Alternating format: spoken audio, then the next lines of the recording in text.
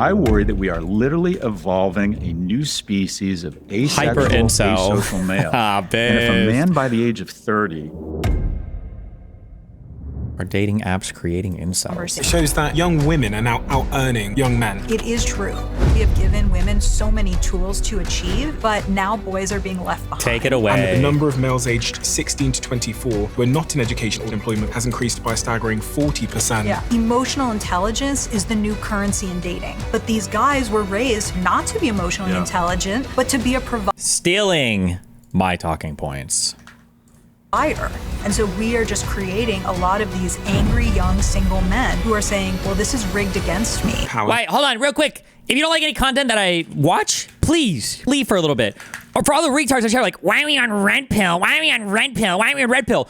This is the largest gap in voter gender that we've seen in like US history between young men and young women. If you don't like watching a particular thing, then just leave. Don't just shut your brain off and turn into a retard. This is arguably one of the most important issues facing the Democratic electorate right now.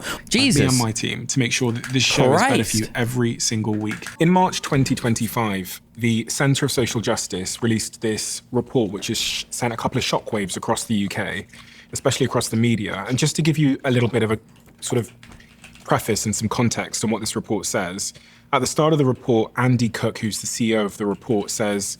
Andy Cook. We listen to those working on the front line, the teachers, the youth workers, the charities, and the parents who day in, day out see the struggles of young people. And in recent years, they've been telling us the same thing. Something is going on with our boys. And because of this, they wrote this report called The Lost Boys, which looks at all of the different facets of why young men are struggling. And in this report, they say boys are struggling in education. They're more likely to take their own lives. They're finding it more difficult to find stable work. And far too often they're caught in crime. The numbers don't lie. Something has shifted and we cannot ignore it any longer. It's not just about Andrew Tate or online influencers. These are symptoms, not the cause.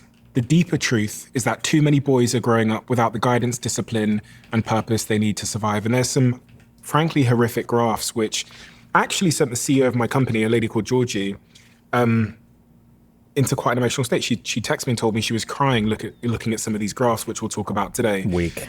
But this is a subject that I know both of you know very, very well. So I'm keen to get into exactly why this is happening and what we can do about it. But to preface this discussion, to understand where you both come from and the perspective you have, Logan, who are you? Yes. And what do you do? I'm a behavioral scientist turned dating coach. So that means that I take all the lessons from the field of behavioral science, how we make decisions, and then I apply them to the field of relationship science, which is how love works. And so I'm really passionate about this topic because for a long time, I've found that wherever I go, people say, oh, I know all these great single women. Do you know any great single guys? And I just thought, oh, okay, maybe that's always been happening. But when I actually dug into the data, I saw that we are truly in a dating crisis right now. And there is a huge mating gap between the type of men that women are looking for and the type of men that are available. This is a critical conversation around truly the future of humanity because marriage rates are down, that means birth rates are down. And so this conversation is extremely important. And what sort of reference points do you draw upon? Because you've got some sort of unique access to data, right? Right. So I work at Hinge for the last 5 years. And so I have access to tons of data there around how daters are dating now, how daters are dating differently, what sets successful daters apart. And then I also have conducted my own research for this conversation. So I sent out a survey to thousands of my newsletter subscribers, and people were very excited to talk about this. And I've conducted a lot of new research that I'll be sharing for the first time on this topic. So I make my living looking at data and trying to come up with insights. I spent most of my career looking at data to try and add shareholder value. And then I have the luxury now of focusing on things I'm really interested in. And I just stumbled upon data that reflects that the cohort that is ascended fastest globally is women. And this is a wonderful thing and a huge... Destiny, sounds like women just need to lower their standards of me. True. The big one issue that you run into, I don't know if we'll talk about on this, so is that women seem to be a little bit more comfortable being alone and single than men are. So huge collective victory. And the group that has fallen furthest fastest is men in Western markets. And the data was just so overwhelming. And also, I was close to being one of these men. I didn't have a lot of economic or romantic prospects when I was a young man, but there were programs and an environment where I could be successful. And I worry that some of the temptations of technology, the economic trends, had they been where they are now then, I could have very easily ended up a statistic. So I just sort of relate to these. I understand the point of like saying that, but it is funny when people are like, you don't want to be just another statistic. Well, I mean, technically you're always a statistic no matter what, right? Problems. I'm keen to understand from your perspectives what you think like the first domino that falls in a young. Is that not due to women having more options than males? Women don't have more options than males. There's one person for one person. It's like about a 50-50 split in society. I understand what you're saying. I'm just saying that like at the end of the day, we're about 50-50. It's not like it's 10% women in society and 90% men. Young man's life or a young boy's life that causes the outcomes we're talking about today. Like where is the first place to start? So the research I've looked at, and Richard Reeves from the American Institute of Boys and Men has done good research here, the point of failure, if you reverse engineered issues to, is when a boy loses a male role model. And that is, in the US, we have the second most single family parent homes behind Sweden. And what's interesting is that in single parent homes, girls actually have similar outcomes, similar rates of high school attendance, income, rates of self-harm. Boys, once they lose a male role model, become much more likely to be incarcerated, engage in criminal activity, harm themselves. It ends up that while being physically stronger, boys are emotionally and mentally much weaker. So the loss of a male role model is, I would argue, kind of the first point of failure that predicts that a boy is going to struggle. And that has impacts on family court, economic policy, and just general zeitgeist in our society where men need to step up. If we want better men, we need to be better men. We need to step into that void. Another one that Richard Reeves talks about is that there's not enough men in the education system. 100%. So I believe when Tim Waltz was a teacher, 1 out of 3 teachers in his school was a man, but now it's like 24%. Yeah. And so where do kids spend most of their time? In school, and who's teaching? I feel like gendered teachers, I think, are kind of important. I feel like I took this for granted a little bit, but thinking back, because I went to a Catholic private school, thank God. Thank God, literally. LOL. There's just a different feeling of like talking to an older man versus talking to an older woman, I guess. Like, I don't know if other people feel the same way, but there's always something that feels a bit maternalistic or condescending more from like an older woman to a young man, but having an older man talking to a younger man can feel more. It's still, I guess, paternalistic maybe, but it's not condescending. It just feels different. I don't know how to explain it. It just feels different. Teaching them, mostly not men. And you think, well, women can be fantastic teachers, and it's right. true. But after school programs, not as many coaches that typically are male, not as much compensation, so they don't get rewarded for being coaches. And if you just think about it logically, who does a teacher champion? A teacher champions someone that reminds them of themselves when they were a kid. So, and also just look at there's incredible bias, I would argue, against males in school. A boy is twice as likely to be suspended on a behavior-adjusted basis, twice as likely to be suspended for the exact same infraction as a girl, 5 times as likely if it's a black boy. And once you're suspended twice, it probably means you're not going to college. In addition, look at the behaviors we promote in school. Sit still, be a pleaser, be organized, raise your hand. You basically just described a girl.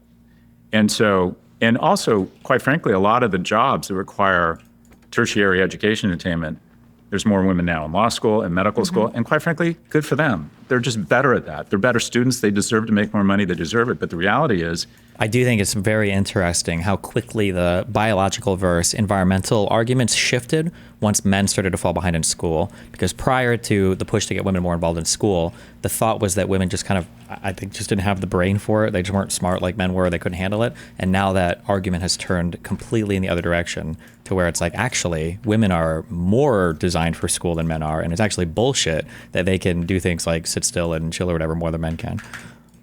It has huge ramifications when we no longer have wood, auto, or metal shop. They've gone away. Right. So those used to be a path to decent middle-class jobs.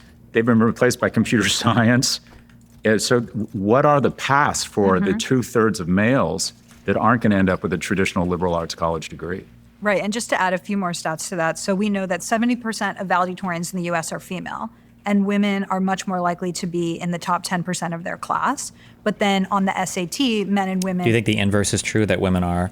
I mean, it seems to be right now that the temperament of a woman, like just gender-wise, tends to be somebody who can just be a little bit more calm and chill and sit down and just hang out, versus men might, for our bodies, maybe it's a testosterone thing or whatever reason, seem to demand a bit more physical activity. I don't know if that's always the case or it's just what it looks like right now because of the social training that we get, but...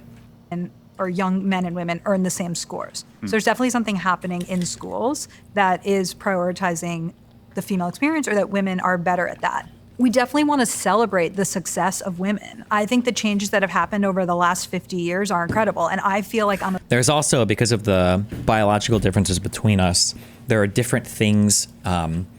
Sometimes the same behavior can be treated in different ways, you know? Like, there are no, like big dogs typically don't misbehave, and small dogs can behave like crazy because if a small dog bites somebody, it's not a big deal. There aren't very many men in society that lose their shit and start beating the shit out of people. Those men typically aren't in society because they get removed from society and put in jail. If you're a woman that's prone to stuff like that, maybe at some point your shit gets fucked or whatever, but if you're a guy that's prone to stuff like that, you're either gonna get killed or you're gonna get arrested and locked up, you know, so... I'm a beneficiary of that, and so is my daughter. If you look at all of the books that my daughter was given when she was born, they're about great women in history, you can be anything, dream big, little one. And so I feel like we have given women so many tools to achieve, and in many ways those have been manifested, but now boys are being left behind. And so this isn't a zero-sum game. I was nervous about coming on here because I thought people would say, she's a male apologist, she doesn't see how much women are still struggling. I think everyone is struggling. I think life is hard. Yeah. But what's happening right now is we need to have empathy for young men, and we need to bring them up. Men were hunters and women were gatherers. School is just gathering knowledge, so it's unfair from the ground up. I don't believe that, like most anthropologists think that anymore. I think that it's just generally seen that everybody kind of did all sorts of jobs back in the day, back in the hunter-gatherer lifestyle. I don't think they were ultra-gendered. Don't believe. But I would have to look at... I have to go dig through that to know for sure. Because this isn't just a problem about young men, and patriarchy doesn't just hurt women. A lot of people think about the patriarchy as something that prizes men and hurts women. But when there's a very narrow definition of men, everyone is hurt by that. And that's all the research that I've done is over and over seeing women feel like they are not enough good men to date, and men feel like they're being held to a ridiculous standard of holding both sides of the coin, being feminine and masculine. It turns out, as you were speaking, I was looking at the stats around fatherless homes, and it turns out that there has been a significant increase in the amount of young boys being raised without a father present. About 25% live without a biological step or adoptive father, according to the National Fatherhood Initiative. In the US has the world's highest rate of children living in a single-parent household, and 92% of the time that's with the mother alone. And in 1968, only 11% of children lived with only their mother, compared to 21% in 2020. So that's doubled in the last 50-odd years, which is pretty staggering. And then obviously the consequence of that, as Scott described, is that individuals from father-absent homes were 300% more likely to carry drugs, to carry guns, to deal drugs, and there's this huge plethora of mental health consequences if you don't have a father in the home. I mean, what do we do about that? And like, where are the fathers? Yeah. Where are they going? Well, it's complicated. There's male abandonment. There's just no getting around it.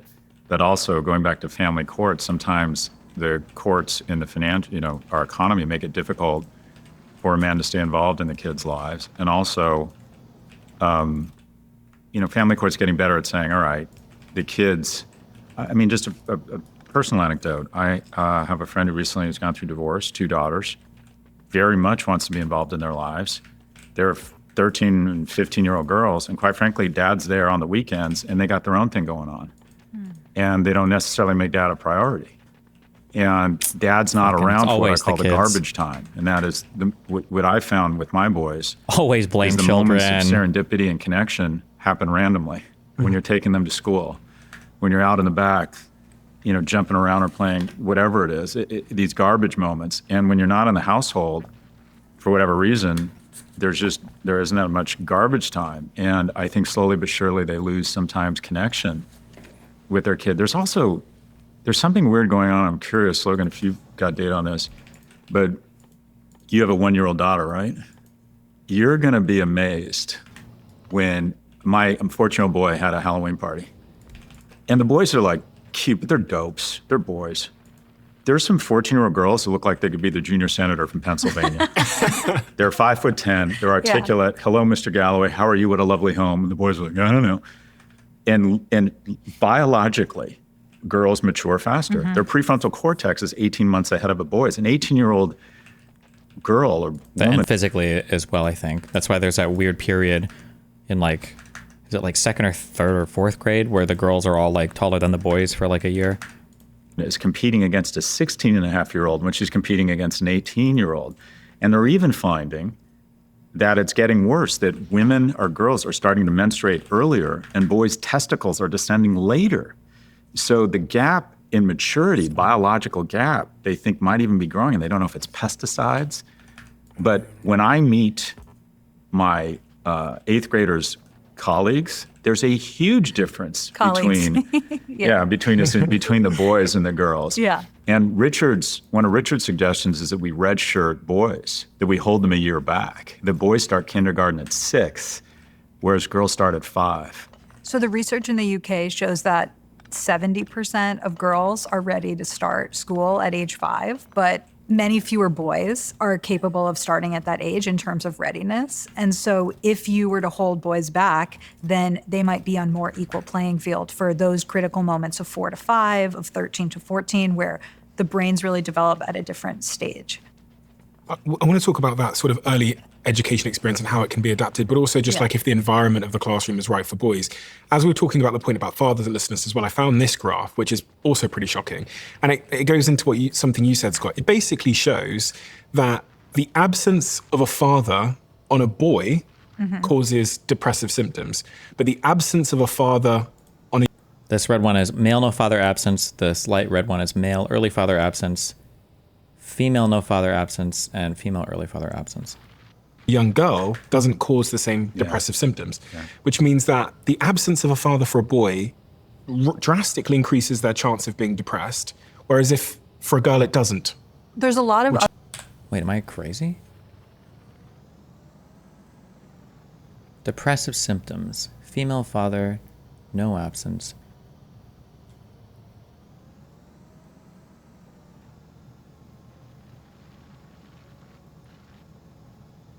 Am I just retarded? It looks like as you get older, if you have, oh wait, you would have to compare this against the control of just what the ordinary symptoms are, or how often do people have depressive symptoms, I guess.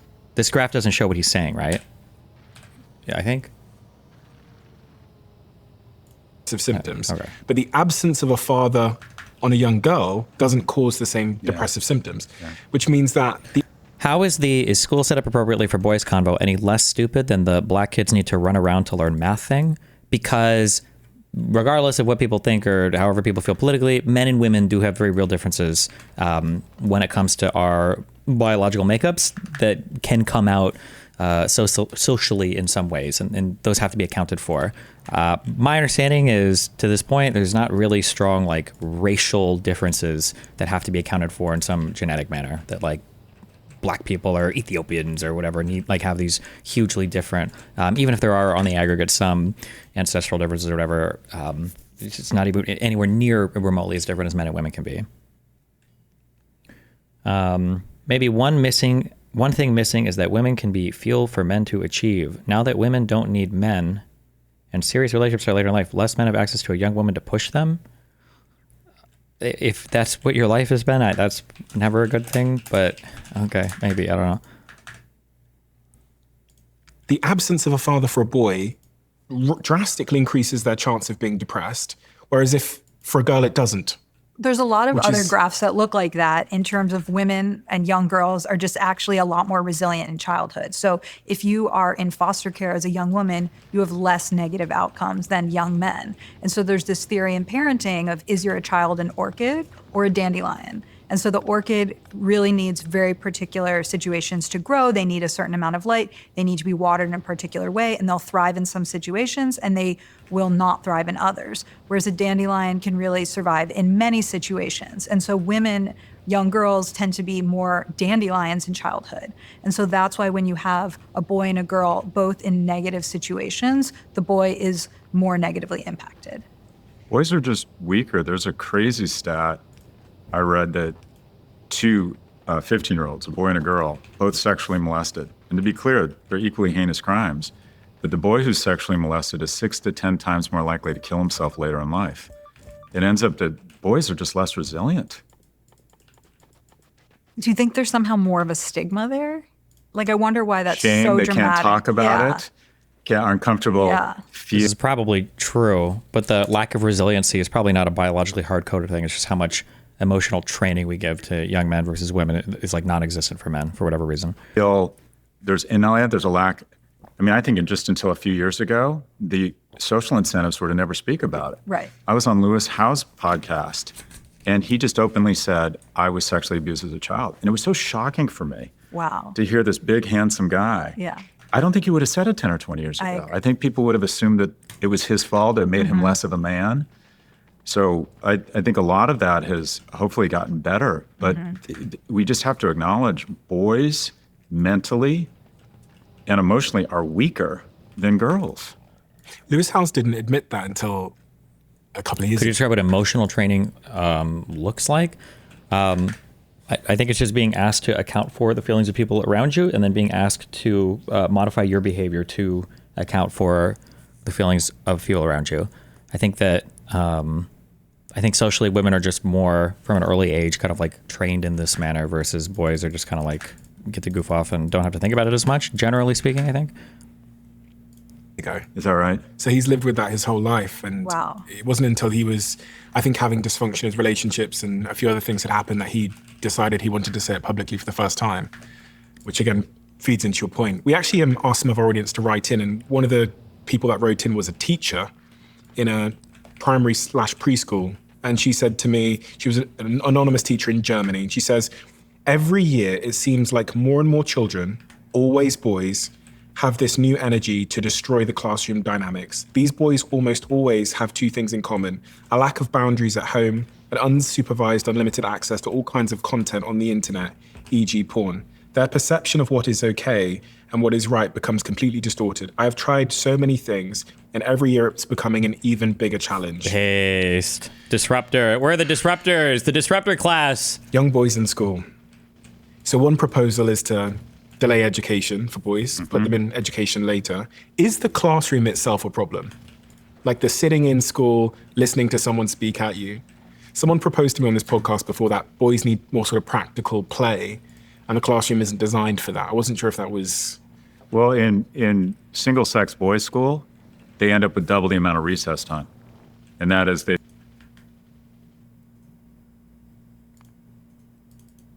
Wait, I don't know. Are there single sex elementary schools? Is that a thing? I guess there might be. I've never heard of that in my life though. I don't think we had recess in high school. I don't remember having recess in high school, but single-sex boys' school, they end up with double the amount of recess time. And that is I equate boys to dogs. A happy dog is a tired dog. And if it's not tired, if it doesn't get to run, it's going to cause trouble. And I feel the same way about boys. So in these schools where they decide what's best for the boys, there's usually more exercise and more free play and more roughhousing, co-ed schools. And you're also seeing, I think with boys, I mean, there's just, by even acknowledging that men play a critical role in boys' lives a few years ago, that was seen as sexist. What, you mean, what, you're saying moms can't do this? And I can just tell you there are certain moments when my partner needs me to weigh in. I don't know if it's the depth of my voice, my physical size, the way they relate to me, the fact that I'm not, you need dad. Or that's what I have found, especially with boys. They need almost like that not physical intimidation, But it's almost like they begin tuning out their mom over time. I mean, they're incredibly close to their mother. They look to her for nurturing. When they really have a problem, I find they go to mom. But they will constantly test the boundaries, constantly. And I think a lot of single mothers, quite frankly.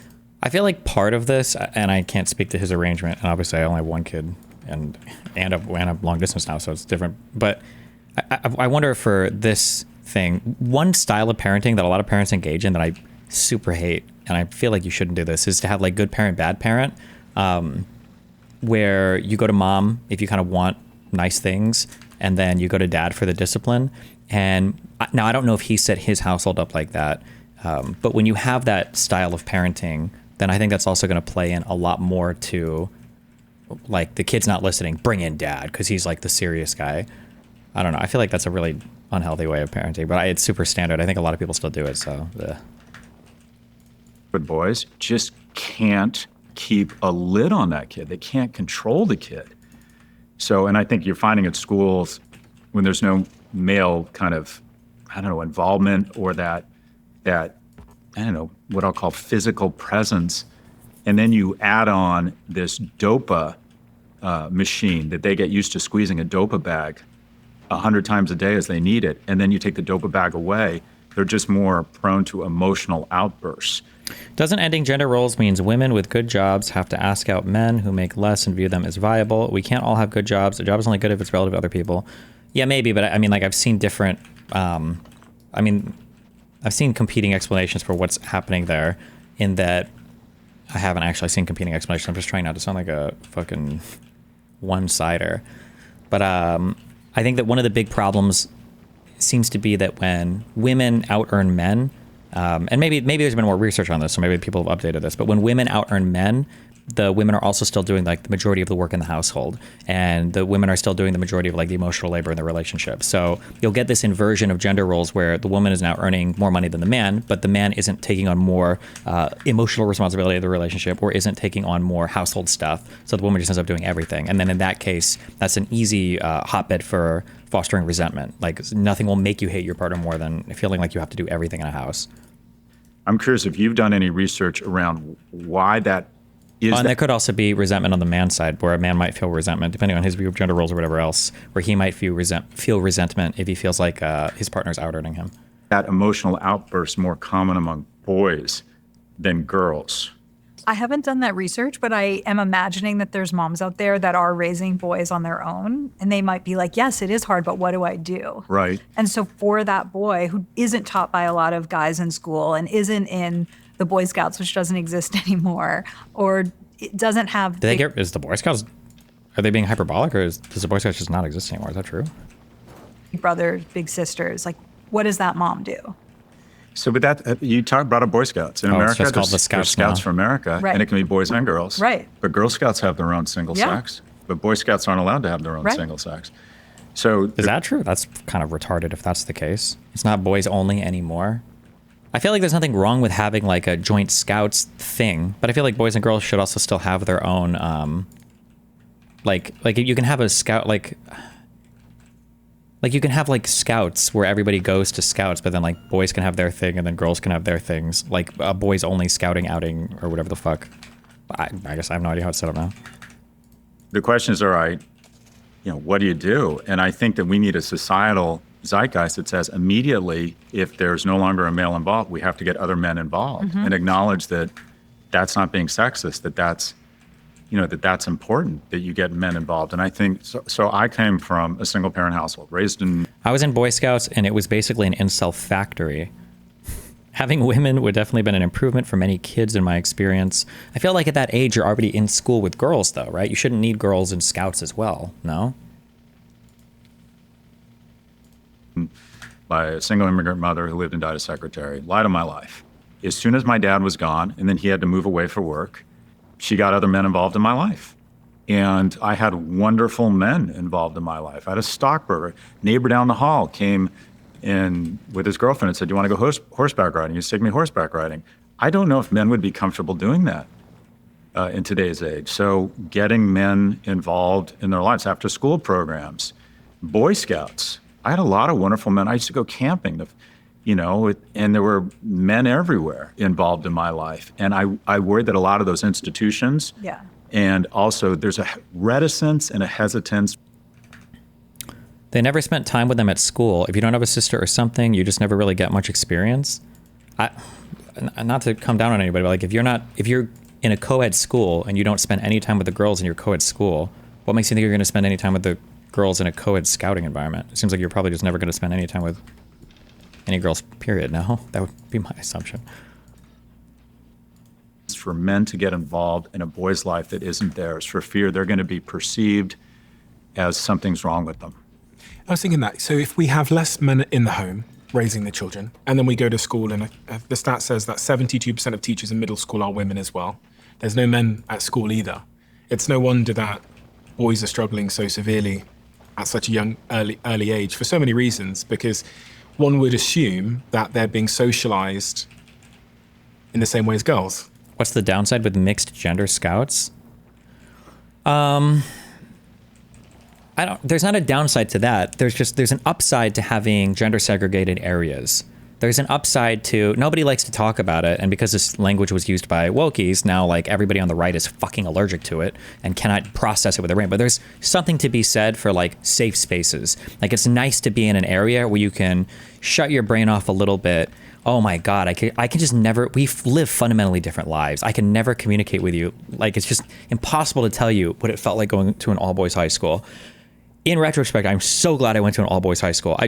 The idea that when I'm at school and it's just all guys and we're there to learn or do whatever, and then after school is girl stuff, having like that gender segregation there for certain events is just so nice. It is so nice. It's just a thing you don't have to think about. Having that environment, so whether that's in a scouting environment or whatever, where it's just like boys or just girls, I think there's value to that. So there's nothing wrong with having a mixed environment, but if you're getting rid of all of the gender segregated environments, there's probably something being lost there, I'm seeing, I've got a mother at home, don't have a father. I've got women at school, don't have male teachers. I mean, that's a controversial thing to say. I'm sure it used to be, but I think people are waking up a little bit now. We need more male teachers. There's more female fighter pilots per capita than male kindergarten teachers. There's an absence. There are some boys, not some, there are millions of boys in America whose first male role model is a prison guard. Yeah. And there are just no men in their lives. After school programs being canceled, no women, very, very few men, K through 12. Dad's not around. There are literally communities, you read articles about it, where it's like, where are the men? Yeah, that's what I'm trying to figure out. Where are they? Online. Doesn't look like they're in work. On 4chan. They're not in college. The reality is there just aren't, for a lot of reasons, a host of reasons, a lack of male involvement in kids' lives is a big, big factor leading to this. There are other factors, there's socioeconomic factors, there's biological factors, there's a lack of vocational training, there's outsourcing of many of the jobs that made a man's path to the middle class viable. I mean, you want to talk about the UK, a big problem is the lack of growth. Yeah. There's not a lot of income opportunities for a young man who's not exceptional. And what we've seen in the US is essentially, if you look at our economic policies and college, it's never been better to be remarkable. Like if you're in the top 10%, if you're a high school class, you're going to make more money than the top 10% did 10, 20, 30. If you end up at Google, you're going to make, a kid at Google who's amazing, computer science degree, can make millions of dollars by the time they're 30. But I can prove to every one of us, mathematically, that 99% of our children are not in the top 1%. And our economic policies have basically said that school and college is meant to identify a superclass of 1%ers that we're going to try and turn into billionaires, instead of figuring out the infrastructure and the programs to ensure the bottom 90 have a shot of being in the top 10. And one of the stats is just around college acceptance. When I applied to UCLA, the acceptance rate was 76%. Now it's 9%. I was unremarkable for whatever reason. I wonder how much, or how many more people that are applying to college now too, right? I don't know if that would impact that at all. Prefrontal cortex, single mother, whatever you want to call it. But back then they had the mission and the charge to let in unremarkable kids. And that's no longer the case because America's superpowers are optimism. And we all believe our kids in that top 1%. And the reality is they're not. Or people think, I like an economy where you can make $1 billion because that's going to be me one day. So they have ignored the fact that we are crowding more and more prosperity and opportunity into the remarkable. And for me, it comes down to what do we want in America and the UK? Do we want a super class of billionaires, or do we want a society and an operating system that gives unremarkable people a shot of being in the top 10%? It's become winner take all. And we have purposely created a set of economic and educational policies that crowd a massive amount of prosperity into the top 1%. And we have opted for it because we believe we have a shot at being in that top 1%. I love that because I think the winner takes all applies to a lot of different things. So I bet the top 10% of Americans now are healthier than they've ever been, while the rest of the country 100%. has never been healthy. Best healthcare in the world if you're in the top 10%. Yeah. Or in marriages, the top marriages today are the best marriages of all time, yet we have declining marriage rates. So we're nearing the lowest rate of marriage that we've ever had in American history. So most people or fewer people are getting married, but if you're, 2 college graduates who get married in your 30s, you might have an even stronger bond than people in the past. But that is a small group at the top. Marriage has become a luxury item. Yeah. If you're in the top quintile of income earning households, you're 75% get married. If you're in the bottom quintile, only 20%. If you're in the lower quintile of income earning men, only 1 in 4 chance of getting married. And this has huge impact on our society because we know that married people are healthier, they're wealthier, they live longer. When couples are married, they actually have lower rates of child poverty. And so this has huge implications for our society if we're having fewer marriages, especially when you think about having fewer babies. I want to get into dating and marriage and love and all those things. One of the things that really shocked me as I was preparing for this conversation was this graph, because this isn't the narrative that we hear. Can you both see this one? This is Right now, the pay gap between men and women is disguised by older people and certain racial demographics. And when you break apart a lot of these cohorts, you start running into some pretty scary shit. So I think that across all ages, I think black women are already out earning black men. And I think the trend in other racial demographics is for women to start dramatically out earning men in all cohorts, but it's still just young people that we see this in. And for older people, it hasn't stratified in that way yet.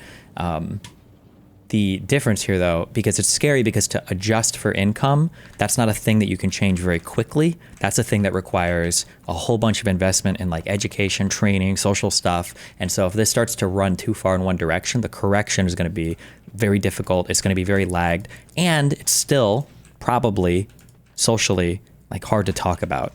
Like, I think if you were to suggest at any school or to like any admin, like, hey, we need some like affirmative action stuff for men now, you're going to like, it's over. Like, people on the left are going to look at you like you're crazy. People on the right don't even believe in affirmative anything. So now you're fucked, This is the reverse gender gap. Oh, yeah. Gender pay gap graph. Right. And it shows that young women are now out earning young men. That's not what I heard. In terms of like, if I log onto social media, we've been trying to fight the gender pay gap, but to see that young men are now falling behind, both in education, both in unemployment. Young men face higher unemployment, nearly twice the rate of women. Looking at the early developmental stats, this graph was horrifying. I actually couldn't believe that was true, that young boys are struggling so much in education, but then to see also that it's reflected in... So that graph shows that boys aged 16 to 24 are making 10% less in full-time employment than women. And so it is true that we're seeing a reverse income graph. But what we do need to talk about is even when women make more in their 20s, that changes around age 30. And they have kids. Well, maybe, but also be careful, because looking at what women earn in their 20s and looking at what women earn in their 30s doesn't necessarily mean that when the women in their 20s become the women in their 30s, they're going to be earning what the women in their 30s are earning now, right? Because we could be seeing like lagged effects of increased education and access to certain types of employment markets by women that the women in their 20s have that women in their 30s didn't. Although what she's saying is probably true to some extent, that like women that have kids or whatever have to leave the job market and everything too, but... when they have kids, Yeah. right? Right. It's like this meteorite hits Yeah. and there's this huge burden placed on women. And I think that's a big part of the conversation that we'll talk about when we talk about dating is women still feel like they have to have do all the household chores and raise the kids, but suddenly they have to earn a full-time income too. 100%. And so many of the gender roles are changing. And so, yes, that graph is true. We have seen since 2020 that there's a shift, but I don't want to just say, oh, women are making more in perpetuity, because as soon as there's kids involved, they pay the price. Do you know you said that women feel the need to then also earn a career and all those things? Where did that come from? Well, there's this idea of hypergamy. So traditionally, women seek partners who have more economic or social status than they do. And for most of human history, this worked because men had the resources. And so there was sort of this arrangement where women could often marry someone who is more educated or earned more. But over the last 50 I don't understand what she means when she says that. I don't know if this is just a random talking point she doesn't like it too much, because people generally always marry within their own cohorts. Hypergamy as being practiced in history, this is just not a real thing. Like peasants married peasants, aristocrats married aristocrats, like women from the farm village, didn't suddenly marry into royalty or marry into some like upper class family. But yeah, I mean, generally women are marrying, I guess, more for economic opportunity, but that's because every man is higher than every woman because the men were the ones that worked, right? years, that's really changed. And so what I'm seeing in my work, working one-on-one with women, is that when they say that there aren't enough good guys to go around, that's actually true. So we now have this huge mating gap where we have these high-performing, high-earning women that have done the work and gone to therapy and work out, and they're ready for their great partner, but they're not able to find enough guys who are available. And if this is a problem now with the women I work with in their 30s, we are going to be facing a much more severe crisis 10, 15 years from now. So currently 60% of college enrollment is women, but soon it's going to be for every 2 women that graduate, it'll be 1 man. So that means half of those women will not have a guy who graduated from college. And so this is a crisis because these women are saying, okay, if you cannot be the provider, then you need to be offering more. Emotional. Oh, this is one of the things I talk about a lot, is that like one of the things that I think young men have the biggest issue with is, why would you date a woman if you're a guy? The value proposition is immediately obvious. Like, men like women, they're fun to be around. They offer something that is like markedly different than what you find in other men. Like, it's not really men don't typically think about that. Like, why would I want to date a woman? What do you mean? It's a woman. Obviously, I want to date a woman.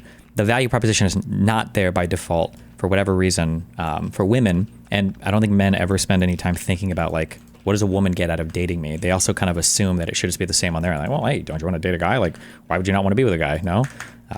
It's an issue that some people have. Intelligence is the new currency. Or not. That's not an issue some people have. That's a big issue, I think, in dating markets right now. And then because the left is fucking retarded when it comes to talking about dating or anything, all of this territory is completely ceded to fucking red pillars that will never give you good dating advice on anything. But then you need to be offering more. Emotional intelligence is the new currency in dating. But these guys were raised not to be emotionally intelligent, not to give emotional support, but to be a provider. And so they've been chasing this lion. I'm going to hunt for this lion of being a provider. But suddenly they're told you need to hunt for a tiger, which is emotional intelligence. They don't have the skills to do that. And so women have raised the bar in terms of what they need from men, while men are continuously falling behind. Yeah, there's a lot there. There's some nuance around the pay thing. So the data I've seen is that women under the age of 30 in urban areas are now making more money.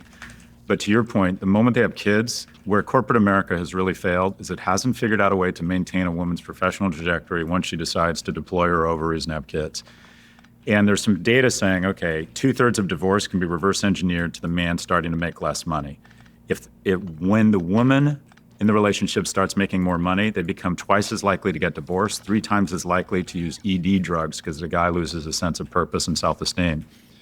What gets lost in that data is the reality is, if a woman is stepping up and stepping into the economic void and being more economically... Oh, he's going to say that the man has to also be able to step into the other position. But there's a lot of honor in a woman. Like, for women, like, it sounds cool to be the earner and to step into that position. But for men, even though red pillars and everybody else and all the tradcon guys will lie to you and say, oh, no, there's a lot of honor in being a woman and being feminine too. That's bullshit, because men hate stepping into that fucking role. They fucking hate it. Being a greater economic contributor, then logically it would make sense that men need to step up logistically And I think what a lot of women are saying is like, okay, I'm not getting anything. You're no longer a provider. And by the way, you haven't filled that void. You haven't made up the delta. So there's some nuance around it. What also I think is important to say is that if women are better students and showing the discipline and the skills to go to college and an information economy and making more money, then okay, good on them. It's not hate. I just say that they have almost no interest in any of that stuff. Okay, so I'm going to pretend that your comment is not super revealing of something that you should tease apart in your own free time, okay? But what somebody might say that it would be interesting for you to say, like, wow, what about like housework and like cleaning the dishes and cleaning clothes? And it's like, well, men just don't have the biological interest for doing housework like women do. Like, spoiler alert, women don't like doing it either. I mean, no. Just as, for whatever reason, men made more money. Maybe it wasn't fair, but it's not a crime against humanity if women have the skills to make more money. What happens, though, is the second order effects that you're talking about, and that is, and we don't like to talk about this, 75% of women say that economic viability is hugely important in a mate. Only 25% of men. For men, it's not a criteria. For women, it is. And Chris Williamson of the Modern Wisdom podcast, he has this great stat, or he calls it the high heels effect. And that is 50% of women say they won't date a man shorter than them. I'm curious what you think, but I think it's more like 80%. I think it's an embarrassing thing to say because just instinctively, women feel like they'll be vulnerable during gestation and they want someone they think physically could protect them. I just think it's hardwired into them even if they don't know it. Women, metaphorically, are getting taller every year. And women made horizontally and up and men horizontally and down. Right. And when the pool of horizontal and up keeps shrinking, they just have, so this notion, a ton of great women, where are the men? Or there's no men? There's a lot of men, just not men they'd want to date. Right. And then you speedball it with the guys who are in the top 10% can engage in Porsche polygamy. They can get a date every goddamn night, which does not encourage long-term or very good behavior. So the guys they all want are not incented to enter into long-term relationships. And the bottom half of men are literally shut out of the mating market. And we always kind of, and this goes to your ballywick, kind of portray men as the predators and the idiots and they just got their act together. There's something strange going on in that is online dating. When a woman can go out with a guy, a high status male, and I'll put forward this thesis and I want you to respond to it.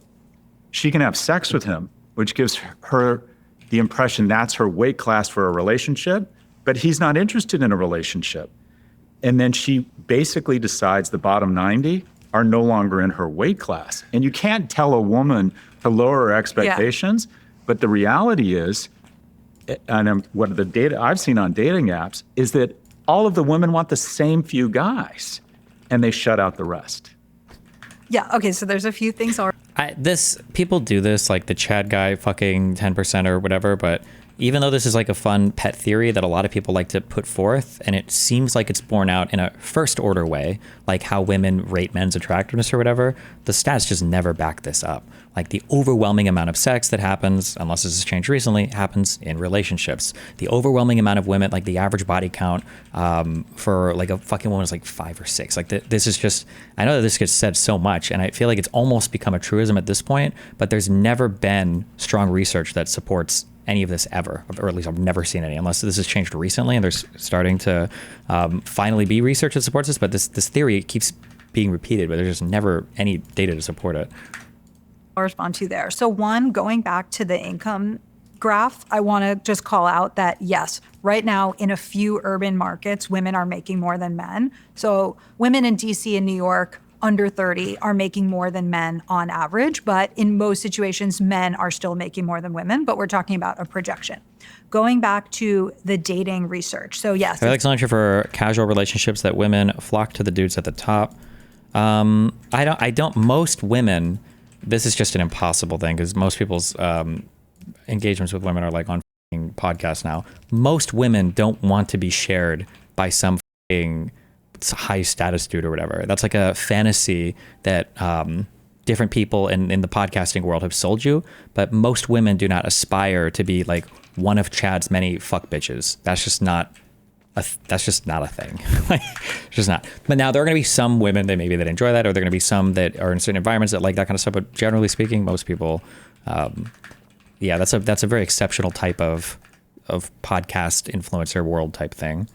It's exactly as you described. What we have right now is there's fewer and fewer men that are hypergamous mates for women. So if there's a much smaller pool of guys, then what you have is you have a bunch of women competing for the same men, and then a bunch of guys get ignored. But what I also see is that those top guys are having a hard time deciding. So I feel like in my coaching practice as a dating coach, I'm working with a lot of women who say, what do I do? I've changed my profile the way you said I should. I took your class, but I still feel like there's just not enough great guys. And then I work with these CEO men who are having such a hard time choosing. And so I think we really have this exacerbated problem where so many women are competing for the same men, and then a bunch of guys are getting ignored. And then what ends up happening is, where do those guys go? And they go online. That's what you see. To League of They go to Legends. porn or they go to Reddit. I mean, I love Reddit, but they're really going to some of these red-pilled communities. And so what you're seeing now is just men really opting out of society. So when you go back to that stat, 1 in 7 young men in the UK is need. I think that one problem, and maybe I'll get to it too, because on dating apps, like would you even say game theory? Statistics wise, on apps, I think it's 5 men for every 1 woman. So if you're an average guy, you're already. If your go-to for dating is like exclusively in the world of online dating apps, there's already been a massive error that's been committed, and shit is going to be fucked until you can figure out how to not make it so that the only way for men to meet women are on dating apps. That's just always going to be a loser of a conversation. Not an employment, education, or training. They have just opted out. And as Scott says, there's nothing scarier than a single man. What do I do other than online apps? I have no fucking idea. Good luck. A young single man. And so we are just creating a lot of these angry young single men who are saying, well, this is rigged against me. And so that's why I am worried about the rise of people like Andrew Tate. And if we wonder, where are the dads, where are the men? Well, men are finding these father figures, but they're finding them online, and they're not the father figures that I would choose for the majority of men.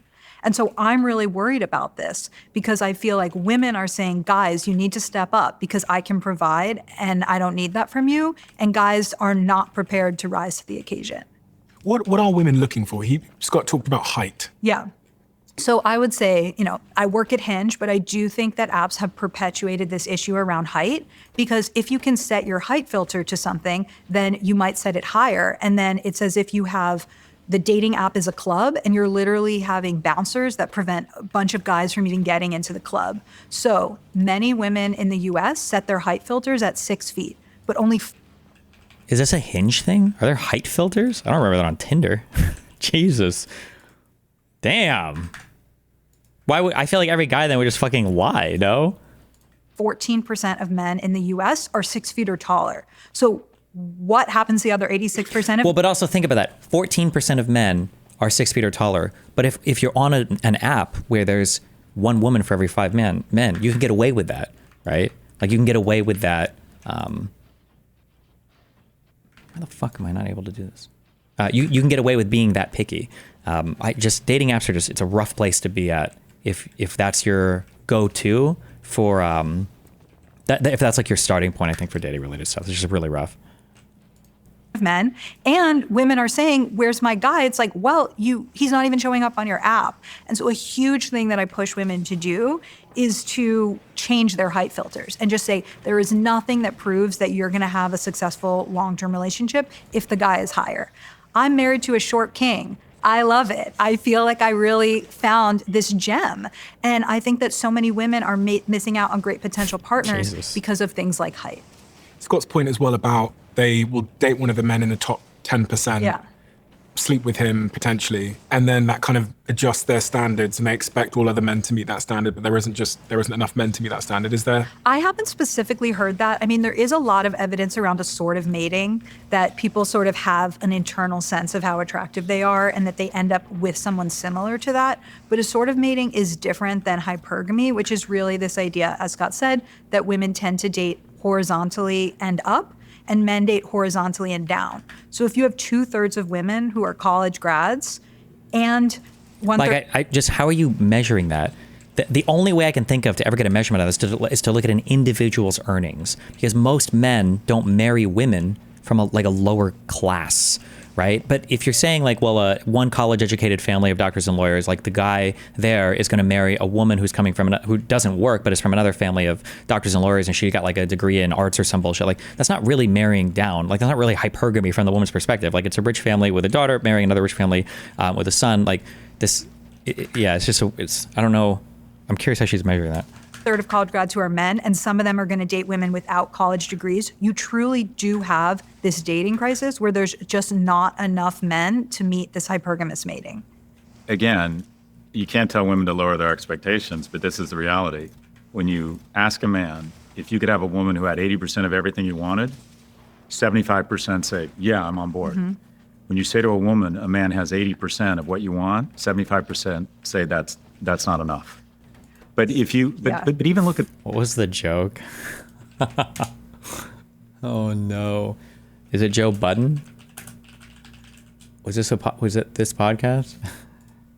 Nah, watching his point being proven in real time was wild. A lot about women. I think I learned exactly how the fall of man occurred in the Garden of Eden. Adam and Eve were in the Garden of Eden, and Adam said one day, wow, Eve, here we are at one with nature, at one with God. We'll never age, we'll never die. And all our dreams come true the instant that we have them. And Eve said, yeah, it's just not enough, is it?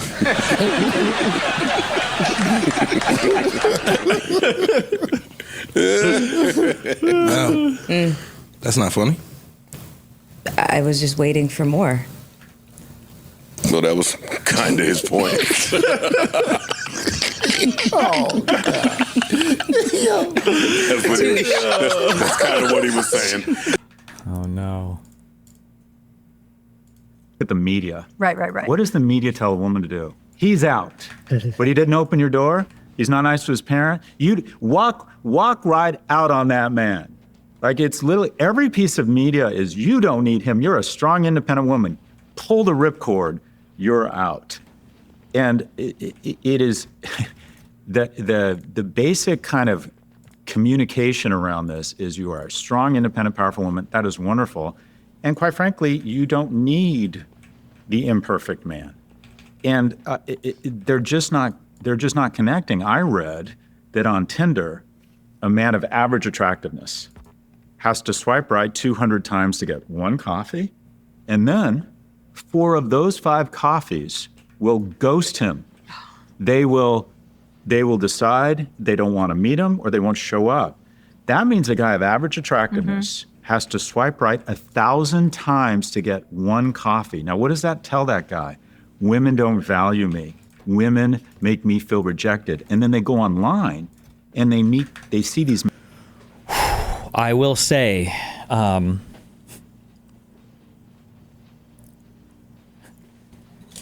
listen, don't be an incel and don't be a red pillar because they're all incels, okay? But there's only one thing that will turn you into an incel faster than listening to a red pillar, and that's talking to a woman about dating apps, okay? Don't ever make that mistake, guys, all right? I've been there. I did that journey so that you wouldn't have to. Oh my fucking God. Why don't you message that guy more? Oh, I don't know. I'm waiting for him to message me. And it's like, he literally messaged you 2 times. You didn't respond. I was like, yeah, I know I was busy, but I think he'll message me again. It's like, okay, well, what about this guy? Why didn't you go out with him? And it's like, well, I don't really know if he likes me. And it's like, you guys have been talking on DMs for 3 weeks, like every day. What do you mean you don't know if he likes you? Well, I don't know. Maybe he's talking to other people. I mean, he might be. You're talking to other people, right? Yeah, I know. But like, why don't you just ask him for coffee if you want to? Well, I don't know. Like if I ask him and he says no, it's like really humiliating. And it's like, okay, well, don't you think he might feel the same way? It's like, oh, I don't know. Maybe. I mean, like if you really want, and it's like, bro, nothing will make you want to fucking kill yourself faster. Oh my God. Just kidding. In a video game. Misogynist telling them it's not your fault. And these men become much more prone to misogynistic content, much more prone to nationalistic content, blaming other people for the lack of economic opportunity. They start sequestering from society. I worry that we are literally evolving a new species of asexual, asocial male. And if a man by the age of 30 hasn't either lived with someone or married someone, there's He's a 1 in fucked. 3 chance he's going to have a substance abuse problem. Damn. In addition, it goes so much deeper than that because if they don't develop the skills, the reason romantic comedies are 2 hours, not 15 minutes, is this shit is hard. Like finding an attractive, intelligent woman, generally speaking, 75% of people who've been married longer than 30 years say in the beginning, one was much more interested in the other. And it was almost always the man. Women are much choosier. The basis of evolution is seed trying to get everywhere, men, and women deploying a much finer filter to. Okay, Scott has got some weird. Like, I know that these are common talking points, but none of these things have just ever been true. Like, for human males, we don't just plant our seed everywhere. You have to be with one partner. You cannot run around and fuck everybody. Because of how human biology works, that's an unsuccessful mating strategy. You're less likely to pass on genetic material than people that pair off in serially monogamous relationships. I don't know where he's gotten some of these talking points from, but whatever. But to select the strongest, smartest, and fastest speed. So men need an environment to demonstrate excellence. And you hear these women talk about it. He was kind. He was good at work. I liked the way he smelled. He was funny. Where do men demonstrate excellence? Coming from a guy of your height, do you get insecure when you meet taller women? No, not usually. And I feel like women that are taller than me, a woman who's like 5'9" or taller, generally doesn't, in my personal experience, doesn't seem to care much about shorter men, because a lot of the men they meet end up being shorter anyway, so they don't care as much. You have to be really careful with that. Would a woman date a shorter guy question? Because like most women are, no offense to women, I don't know what's the offense around, most women are short. So yeah, the average woman is 5'4", 5'5". Most of those women probably wouldn't date a shorter guy. For, whether that's acceptable or not acceptable, like most women, most guys are taller than most women. Like it's kind of people like really freak out sometimes when they hear that stat or they see that stat or they talk about it or whatever. But when they're not going to college, they're not going into an office because of remote work. Where do they're not going to church, they're not going to temple. Where does a woman have the opportunity to fall in love other than these baseline metrics? And you were talking about women say, you've seen these TikToks, over $100,000, that's not unreasonable, and over 6 feet, that's 2.2% of the male population. 666, so baby. Where do they fall in love? Where can a man demonstrate excellence? It used to be go to temple, 7 single women, 7 single men, and they kind of paired off and worked it out. And online dating, similar to online e-commerce, online rentals, it's created a winner-take-most, if not all, environment. And it's basically been amazing for attractive guys, attractive wealthy guys, tall wealthy guys. It's been amazing for them. For all the other guys, it's been a disaster, and it's made it mildly shittier for every woman. The digitization of mating, I believe, has been a disaster. It's been bad for women. It's been disastrous for men. I want to talk about how the genders seem to be separating in a lot of important ways. We know from research around political affiliation that women are now, on average, 30% more liberal than men. So they are definitely experiencing political polarization. Then for the first time... Yeah, I've actually heard this before, but I don't bother saying it because most of my audience are men anyway, don't want to hear it. 5'9" female here. I find it's actually dudes that have a problem with my height. I don't care about dating guys shorter than me, though. I would say most of the women I've spoken to that say that they won't date shorter guys who are like 5'8" or taller say that the reason why they won't date shorter guys is because they end up being way more insecure about their height than the woman is like upset about the guy being short. That most shorter guys end up having like short guy syndrome complexes about it, and that it's just not worth the time. That's what I usually hear, but I don't know how true that is statistically or not. But time in history, more men are attending church than women. And when I started this research, I really came at it from this point of... Behavioral evolution is more than just recent human experience. For the multiple dating partner thing, for men, quote unquote, spreading their seed, because if you want to get like super animalistic about it or whatever, and that's why this is where all the current Evo Psych research points towards, humans date and procreate in a serially monogamous manner because, one, your offspring is a high investment offspring. A woman who's pregnant left her own devices is less likely to have a successful child who's going to survive to adulthood, and more importantly, to have kids of his own. And two, women's reproductive cycles are hidden from men. You can't tell when a woman is fertile. So if you're a guy who just runs around and fucks a bunch of women, you have no guarantee that you're getting anybody pregnant whatsoever. It's not like cats or dogs that are in heat, so you can tell exactly when to go and impregnate somebody. So the best way for reproductive success evolutionarily in humans is for a person to fuck the same woman for a long period of time to ensure that she actually gets pregnant with his kid. That's on the evolutionary, like biological level. That's how the explanation for that. If you want to just like scream that men are horny and so that's not true or whatever, that's fine, but... Is it just me or there are not as many eligible guys? But when I dug into this, I found that both genders really feel misunderstood. And so I asked men and women who has more power in relationships. So equal amounts, men and women said, oh, we have the same amount of power, 42% of that. But then what was so interesting is that 46% of men said women have more power, and 46% of women said men have more power. So there's this huge feeling of, oh, the other gender has all of this power. And when I spoke to people, I want to tell you about 3 dating paradoxes that I saw. Uh-oh. So the first dating paradox for men is this idea that now that women are providers and do not need a man to take care of them financially, they really want guys to step up with emotional support.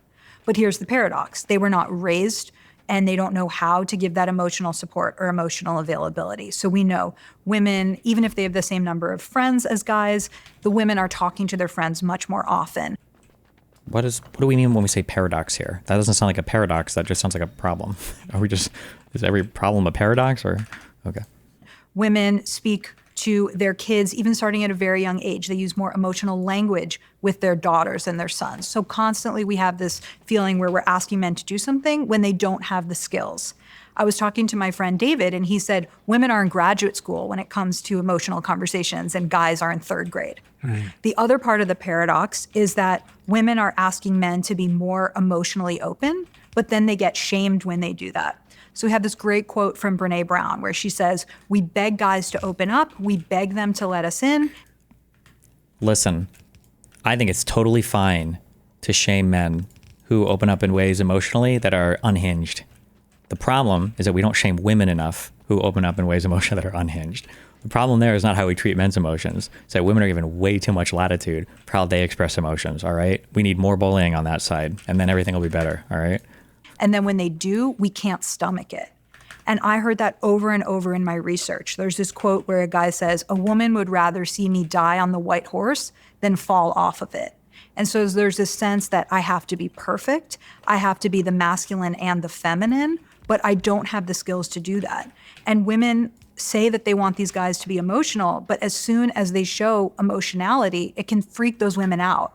So I don't like, maybe she would elaborate more in a different environment, but I don't like when, being emotional doesn't mean anything. Like, there are ways where if somebody's emotional or whatever, it should freak you the fuck out. Like, it really depends on what we're saying here. Like, there's appropriate ways to show emotion, there's inappropriate ways to show emotion. There are ways where you can be emotional or have an venting moment or whatever in a healthy way. There's ways where it could be a super red flag. I wish she would elaborate more on what she means by that. I always feel like people say this. Like, I've seen text messages of people who say something like, oh yeah, like I got emotional and she just like left me or whatever. And then like when you actually go through the communication that was going on or how they were talking to each other, the guy just was like fucking unhinged. Or I've seen women who are just unhinged. It's like, he's not abandoning you because, you know, he's upset that you displayed your emotions or whatever. He's abandoning you because you're being a fucking psycho. Like, what are you talking about? But it's hard without getting into specific behavior though, when people say this, but I don't know, I'm always a little skeptical of these claims right off the bat. Actually, I'm sorry. I'm extremely skeptical of these claims. I don't believe them because if you get into like manipulator territory, I think most men who are manipulative, and maybe women, I guess to some extent as well, like being emotionally vulnerable at key points is like one of the most successful manipulator strategies that you can deploy as a man. So the idea that like women don't like emotionally available men or men that are emotional, I think it's just bullshit. It just depends on how you show the emotion or what kind of emotion you're showing, but. One guy that I spoke to for this said, I went on a few dates with this woman. At some point, I told her that my mom had had a suicide attempt. And the next day she texted me and said, I'm sorry, I can't see you. I cannot process your emotional trauma for you. Like, I don't know what she's about to say to that, but I'm sorry. Just listen to this again. Excuse me? Hold on. Freak those women out. So one guy that I spoke to for this said, I went on a few dates with this woman. At some point, I told her that my mom had had a suicide attempt. And the next day she texted me and said, I'm sorry, I can't see you. I cannot process your emotional trauma for you. Like, the context for that is very important. What are you guys talking about? You're bringing up the fact that your mom attempted suicide on your first couple of dates. Holy shit. Excuse me. What? Yeah, we call that a red flag. Jesus. But can you give an example of bad and unhinged men emotions? I don't doubt they exist. Just wondering what you think it is. One way might be working through conflict. So if I have an issue with somebody, typically what I do is I just don't talk to that person and I just keep doing my thing and I wait until it goes away and then I pretend that it doesn't exist. I think that might be more common on the male spectrum versus women might be more encouraged or have more training to confront the person, address the issue, figure out a resolution for the problem, and then like you're working through it in a healthier manner and then moving forward, you know?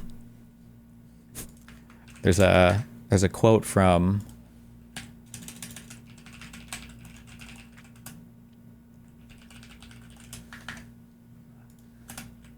Fuck, I'm not going to be able to find this right away. God damn it. Matt Damon's character in The Departed is laying in bed and he mentions something to... Oh, no, they weren't married yet. He mentions something to his girlfriend and he's like, listen, if this relationship isn't going to work out, you're going to have to be the one who leaves because I'll stay in a fucked up thing for my entire life or something like that, you know? For you. I don't know, that's generalizable to all men, but... And so guys are getting a lot of mixed messages. We want you to be feminine. We want you to support us. But when you do, it freaks us out. And so we don't want that. And digging... But one problem too is that if you haven't had like any emotional training as a guy, and then you try to be emotional, like you could just come off as being like unhinged. Like there are appropriate ways to show emotion, and then there are like unhinged ways of showing emotion. It just kind of depends. I wish you would give examples here. Into the research, and I want to look into this more, I think it's that a lot of women want emotional support. They want you to support them in their emotional journeys, but they're not as ready to have you open up in your emotional journey. I prefer... There might be some women like that. I don't agree that's the norm, and I would say that's a woman who's doing that is probably being kind of toxic, but... Thesis, and I want you to respond to it because I haven't done the research. In market... Yeah, DRQ 1996, that's a good point. Men have gotten away with doing this because of... Men have gotten away with doing this because anger is just not considered an emotion for some reason. DRQ says, I love that men think women are more emotional, but then 90% of men road rage, get angry as fuck, and have no idea how to regulate it. Yeah, for some reason, men have gotten away with like coding anger as not being an emotion, so they can always call women more emotional. But especially in today's world, actually even in any world, I love it when guys will say shit like, imagine how fucked up the world would be if it was ran by women. And it's like, okay, well, the world ran by men got us the Holocaust. So I don't know what you mean exactly when you say that. I don't know what the implication is there. Like that's a very interesting, you know, we had Genghis Khan, we had, you know, like the world wars, atomic bombs, like mass famines, like multiple genocides. Like what is the implication of that statement? That women would do it worse? Come on. We call it consumer dissonance, what people say they want, and then what they actually buy. And what women say they want is an emotionally in touch man, and what they want is a masculine man. And that they will articulate what they want in a man, and it includes being more emotionally available, and then they want to have sex with a traditional masculine man. And what I hear from a lot of, and this is anecdotal evidence, and it's pulse marketing, and you tell me what the data says, but there's the thing is that like, this is another thing I feel too, is if your femininity and your masculinity can both be measured on like a scale from 0 to 100, I think people feel like this is a balance where if you're like 60% feminine, you're 40% masculine. If you're 80% masculine, you're 20% feminine. So when women say they want a more feminine guy, they want a less masculine guy. That's not true. And that weird zero-sumness between both figures is, one, it's betrayed by the reality of the markets today where women have become more masculine and that they have jobs and they can take care of themselves and they can have recreational sex more because of birth control, all this shit, right? Women have become more masculine and still maintain their femininity, especially when it comes to sex. I'd like to slide back into this, into these more traditional roles. When a woman is saying, like, I want a man who's more feminine, they don't mean a man who's less masculine. They just mean a guy who's not emotionally fucking retarded. I wish that people would understand this more. Just because you have more femininity or you're more in touch with your emotional side doesn't mean you have to be like a pussy. But so many single women in my age group, and it feels like there's literally no men in my age group. As bad as it is for people in their 20s and 30s, try being a woman in your 50s trying to date, right? And they tell me the same thing. These are liberal, progressive, educated women. They say, by the way, I like a manly man. Yeah. And they say it under their breath. So there's what...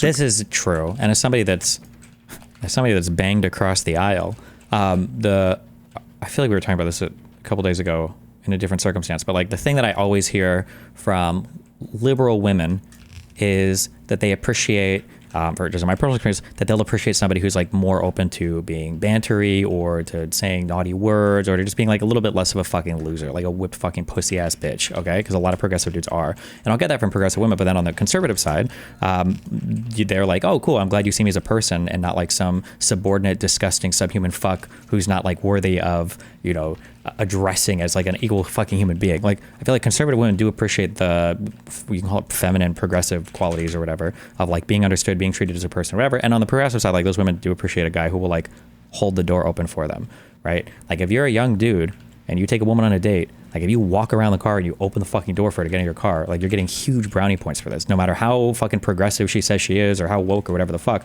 every woman appreciates this. It's just every single woman on the planet appreciates stuff like this. But again, you don't have to like take from one to give to the other. You don't have to be less masculine to have like more emotional intelligence. This dichotomy is so stupid that everybody's bought into this. Supposedly is stated around, I need more emotional availability, someone who's touched with their feelings. But what the research shows is they want a guy with facial hair, who's still, women are still very attracted to traditional masculine attributes. Yes. Yeah, I mean, I think we're just in such a hard moment because you have women who are saying... And I feel like for men, I feel like it's pretty similar too, right? Like if you think of, in some ways, maybe, I guess you might be able to find contrary tropes for this, but like a femme fatale character, right? Femme fatale character is like a ultra feminine woman character, but who's also has like incredible aptitude in some highly masculine ways, right? Or what's that one trope, the born sexy yesterday trope, is that like the female character will essentially be like childlike in so many different ways, or sometimes they're literally created yesterday, but they're still incredibly proficient at some very masculine coded activity. Like they're also like an assassin or some like computer subsystem with their brain, like an outlaw star or some shit like that, you know? I don't want to date a guy who earns less than me. And you might think, okay, well, the data hasn't caught up with the dating. If more women are in higher education and more women are earning more, then maybe you're going to be the one who earns more in your relationship. But what they feel like is projecting out, I'm going to end up doing most of the housework, most of the childcare. I might as well get a guy that can contribute financially. Yeah. So they don't want to change their expectations around that. And so I think we truly are in a moment where women are being asked to do more masculine things and men are being asked to do more feminine things. And I think a lot of that is progress, but it also seems to be creating a lot of confusion in the dating world. Well, but I think a lot of that confusion is coming from the fact that women are doing more masculine things because masculine things are fucking awesome, and men don't want to do more feminine things because, despite what society has tried to sell women for a long time, feminine things just kind of suck. They're kind of boring and they're kind of lame, and nobody wants to do these things. Yeah, it's sort of, I was just thinking, I coach a lot of young men, and occasionally women ask me for dating advice. And does he actually do coaching for young men? That's so cool. This guy's such a cool dude. I love this guy. He's like one of my second favorite. Nobody will ever displace Sean Carroll. I want to call him Scott Carroll. Sean Carroll. This is a cool dude. Thinking, I coach a lot of young men, and occasionally women ask me for dating advice. And you coach, it sounds like a lot of both. And first thing I say to men is I ask them, like, would you want to have sex with you? All right. Are you in shape? What do you look like naked? Do you have a plan? You don't have to be rich now, but do you have a plan? Right? Have you found means of being confident? Can you demonstrate kindness and excellence across anything? And the only advice I give women is second coffee. And that is, maybe it wasn't great. I mean, if you don't like the guy and you're just like turned off, fine. But if it was just okay, maybe give it a second coffee. I have a chapter in my book called Make the Second Date the Default. Yeah. And it's really because I feel like I won the lottery with my husband, but he is somebody that takes longer to open up, and he's the slow burn. We met in college. We met again 7 years later. Then we were friends for a year. Okay. Yeah, because I was going to say, the problem that you run into with this, I think, is just the lack of, and this is a thing where, like I said, I'm truly grateful. I'm an online superstar. Not even just that, but like my early job and everything was at a restaurant and everything else. You have an opportunity to be friends with people and to learn how they are, and over time, eventually start dating someone. You have that opportunity if you're in gender combined environments. But I feel like the world has become so much more gender segregated in that, like, where the fuck are you ever going to spend a lot of time around a person so they can either, come to like you or you can even learn how to interact with women or whatever. Like, it feels like these spaces are very, very, very hard to find today. That's what it feels like. And I feel like he's this incredible partner, husband, father, but I don't know that if we'd met just randomly on the first date that I would have gone on a second date. And so I think people really do need to train themselves to look for these slow burns. Logan, Scott said something there about what he thinks women want, which is these sort of traditional masculine features. Is this what you see in the data? I feel like the real world hasn't changed. I don't know. I'm curious, and this actually could be, I could be dramatically overplaying my own, like our lived experience because of the communities that we're in, right? Because like the computer programmer world, like all those kinds of male coded jobs are heavily gender segregated. They're super duper gender segregated. Maybe it's not that way across the entire job market. I guess there's no reason to think it would be that way across the entire job market, but.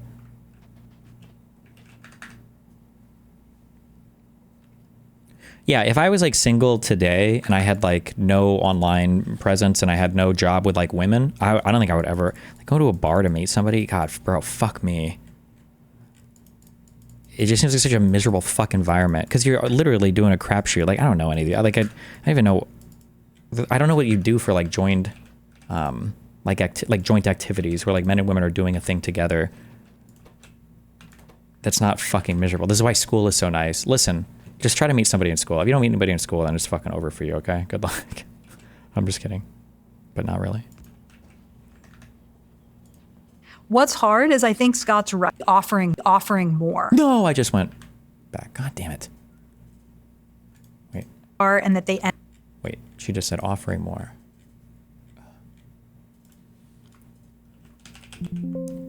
Wait, did I click transcript? Show transcript. Scott's right. Okay. Sort of traditional masculine features. Is this what you see in the data? What's hard is I think Scott's right about what people say they want versus so stated versus revealed preferences. So according to the research that I did, women are saying the number one thing that they're looking for is kindness and compassion. That's also what men are saying that they're looking for. So in many ways, this is great. People are looking for the same things, but I just feel like there's these huge disconnects now where people don't feel like they can get what they want. Men are saying they want kindness and compassion. I made them say, what are all the things that you care about? And then what is the number one thing that you care about? Like, I feel like doing surveys like this is so hard. And I'm sure the surveyors think about it, but like there's so many things that are baked into a question like that and so many assumptions that are being made that it's hard to know what people are actually like. People are pretending, like people will present this very negatively. Like they'll say, when somebody says something like revealed preferences, they'll go like, oh, this person is lying. What they actually want is this. But like, I think that one thing that's happening is people just have a lot of default assumptions about the type of people they'll see. And so they don't even put that on a preference. So for instance, if I were to say, what do you value the most in a woman? Let's say guys are filling out these surveys and some are, all right, well, let's say kindness, whatever, rise to the top. And then let's say that I introduce you to like 30 women. And let's say every single woman that I introduce you to has fucking leprosy. Like if you meet enough women with leprosy, at some point, were you lying? Like, let's say these are the kindest women in the world. Were you lying when you said you wanted a woman who was kind? Like at some point you might start to change. Like, wait, hold on. Actually, what I prefer, I want a healthy woman. I want somebody who's in good physical health because that's the thing that I am missing the most right now. These women are unhealthy. This is not good, right? If you're a woman and you've met a bunch of guys who might already kind of like feel like, yeah, he's masculine enough, but like they're all emotionally retarded. And then you put something where you're like, the number one thing I'm looking for are guys that are emotionally intelligent. But then you look at who the woman is, selecting. It's like, wow, why is she with a bunch of masculine guys? What the fuck? It seems like she lied. I don't know if that's a lie so much as like, it's easy to find that class of people. It's harder to find that class of people with this extra trait, right? I'm sure there are some ways of accounting for this in survey data, but I don't know if that makes sense or not. About and kindness and compassion was first for both of them. The stuff I've seen or the stuff I've read is that for women, and I've talked to men about this, number one is they have to signal resources. And we don't like to say it out loud. And by the way, Jesus, this guy is like he's like on all the red pill hype. Doesn't necessarily mean you have to have a Range Rover and a Panerai now, but you have a plan, right? You have your shit together. You go home at midnight when everyone's partying because you have to be up for work. You work out, which shows a level of discipline and that you can commit to something. You're in school. You've got a good job. this person is going to have resources. And I don't think that's changed a whole lot. I think a man's ability to I think that's changed a lot because the resource thing just isn't as much an obsession when the woman can work. I think this is part of I feel like it's an important point because this is part of what's made the environment so much more difficult for men, because I feel like a long time ago, a man could just say, hey, I have a job, right? Like, you kind of have to be with me if you want to amount to shit in the world because you're a woman and you clearly can't do anything. But now a woman is like, okay, well, I have a job too. And it's like, whoa, okay, excuse me. Now you're fucked. Because now you have to compete for something, with more than just your wallet. And now it becomes a lot more difficult. But signal future resources gone down. Yeah. I'm not sure it's become any less of a criteria. Number 2 is intellect. And it's very instinctual, because if you make good decisions for the tribe, your kids are more likely to survive. Someone who's smart is more likely to take care of your offspring than someone who's stupid. What's interesting, and I love this, is the fastest way to communicate intellect is humor. And I joke, and this is bad, but I say, this is my impression of a woman. I'm laughing, I'm naked. And that is, I've always thought if a guy can make a woman laugh, she will date him.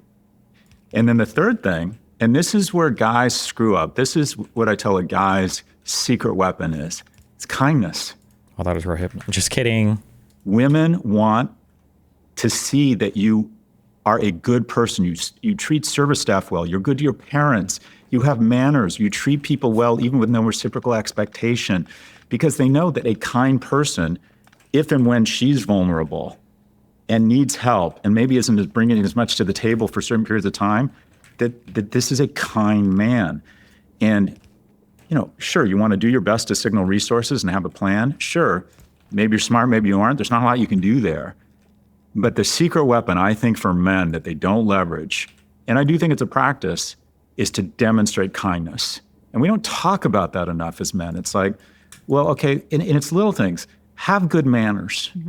Be thoughtful. Follow up with people. And I think that, anyways, those are the 3 things that I have read women want in men.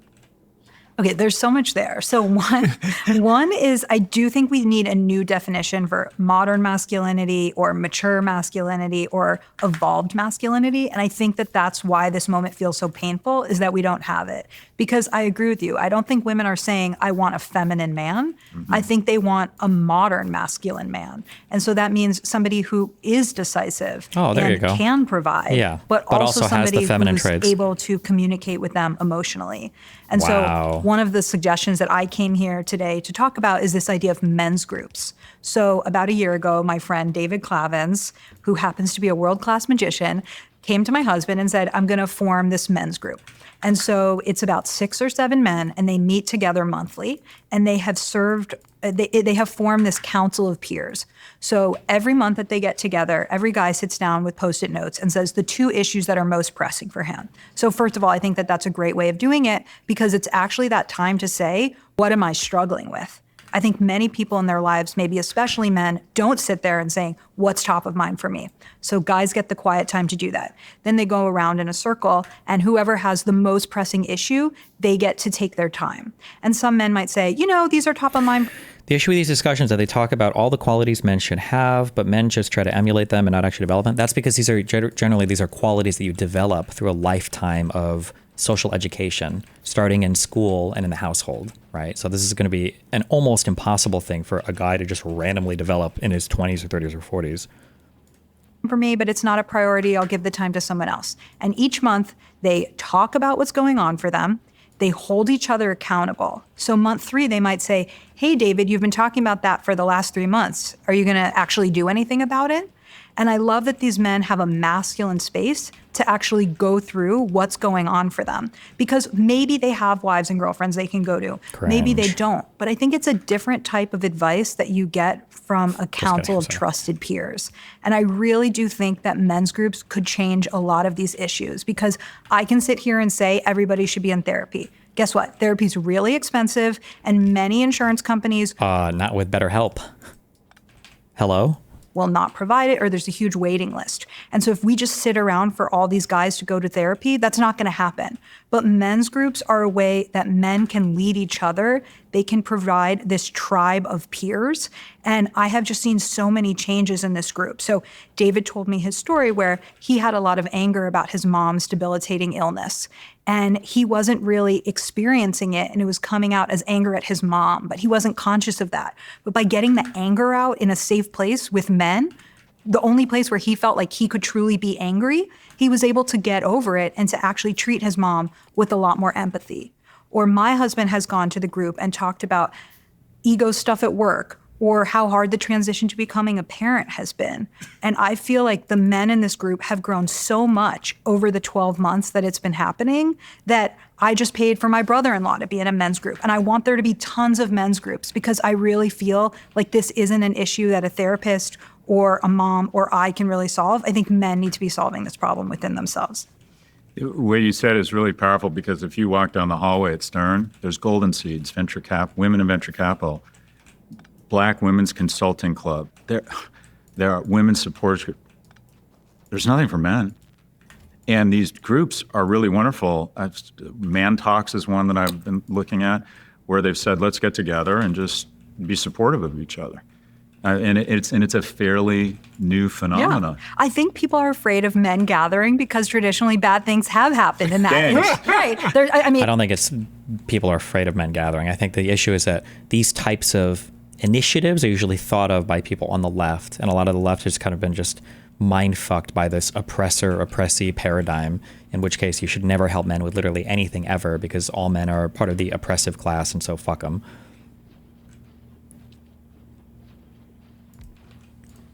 Gangs, I'm just thinking of like many situations in which like if once there's a tiki torch, I want there to be some women there, right? Like, so there's a reason why people have been fearful of this. Or it's like when the whole world was a men's group, a men's club, you didn't need to have men's clubs. Yeah. But I think in this moment, this is a really powerful, organic, grassroots way for men to change. So I imagine that you have group chats with men that are your peers that you go to for advice. And I feel like there's men out there that don't have that.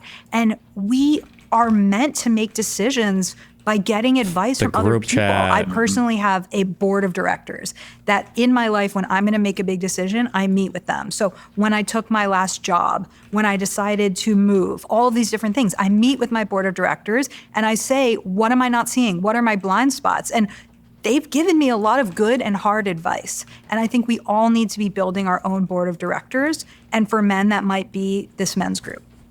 Do you mind if I pause this conversation for a moment? I want to talk about our show sponsor today, which is Shopify. I've always believed How's that the gonna help me biggest find cost therapy? in business isn't failure. It's the time you waste trying to make decisions. Time spent hesitating, overthinking, or waiting for the right moment. When I started my first company at 20 years old, I had no experience and no money. You're 20, what I did of have course. was You have an nothing. idea and the willingness to move fast. Why would you? And that made all the difference.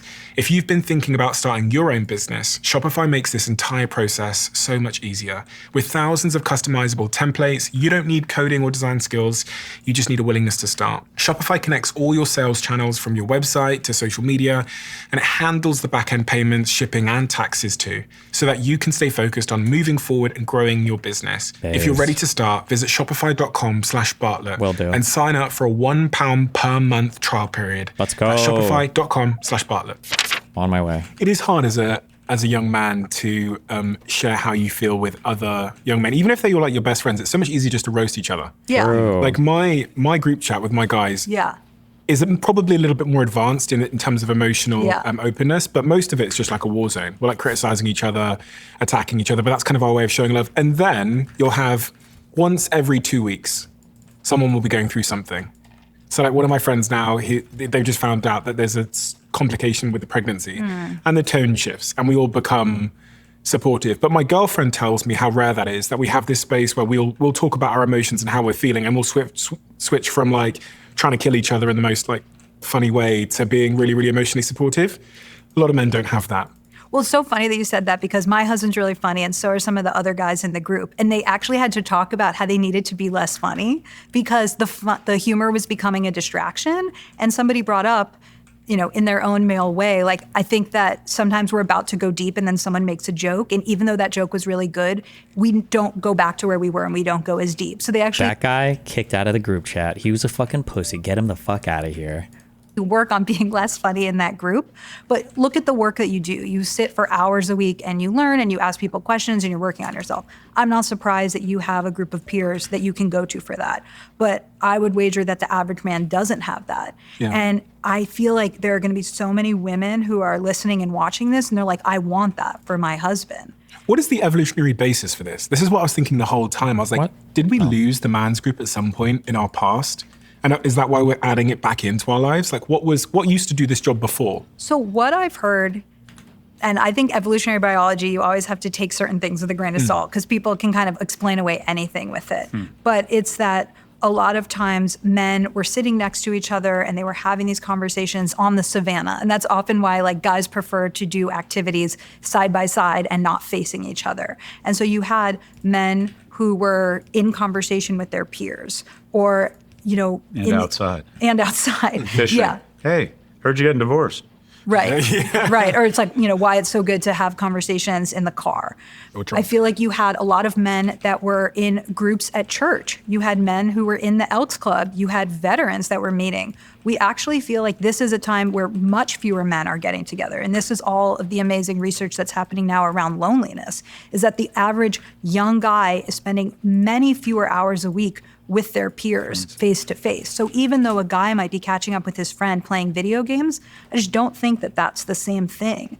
And so I feel like we need this in-person time with our friends to develop these relationships. There's probably another issue too, is probably just there's a lot more emotional complexity in the world today as well, right? Like I imagine like picking partners and mates and like navigating things like college. Like if you think about it, if you go back like 6,000 years, like what is your rite of passage as a young man? It's probably just becoming like a better hunter, or you're doing whatever rite of passage is to become a man, to become a better hunter.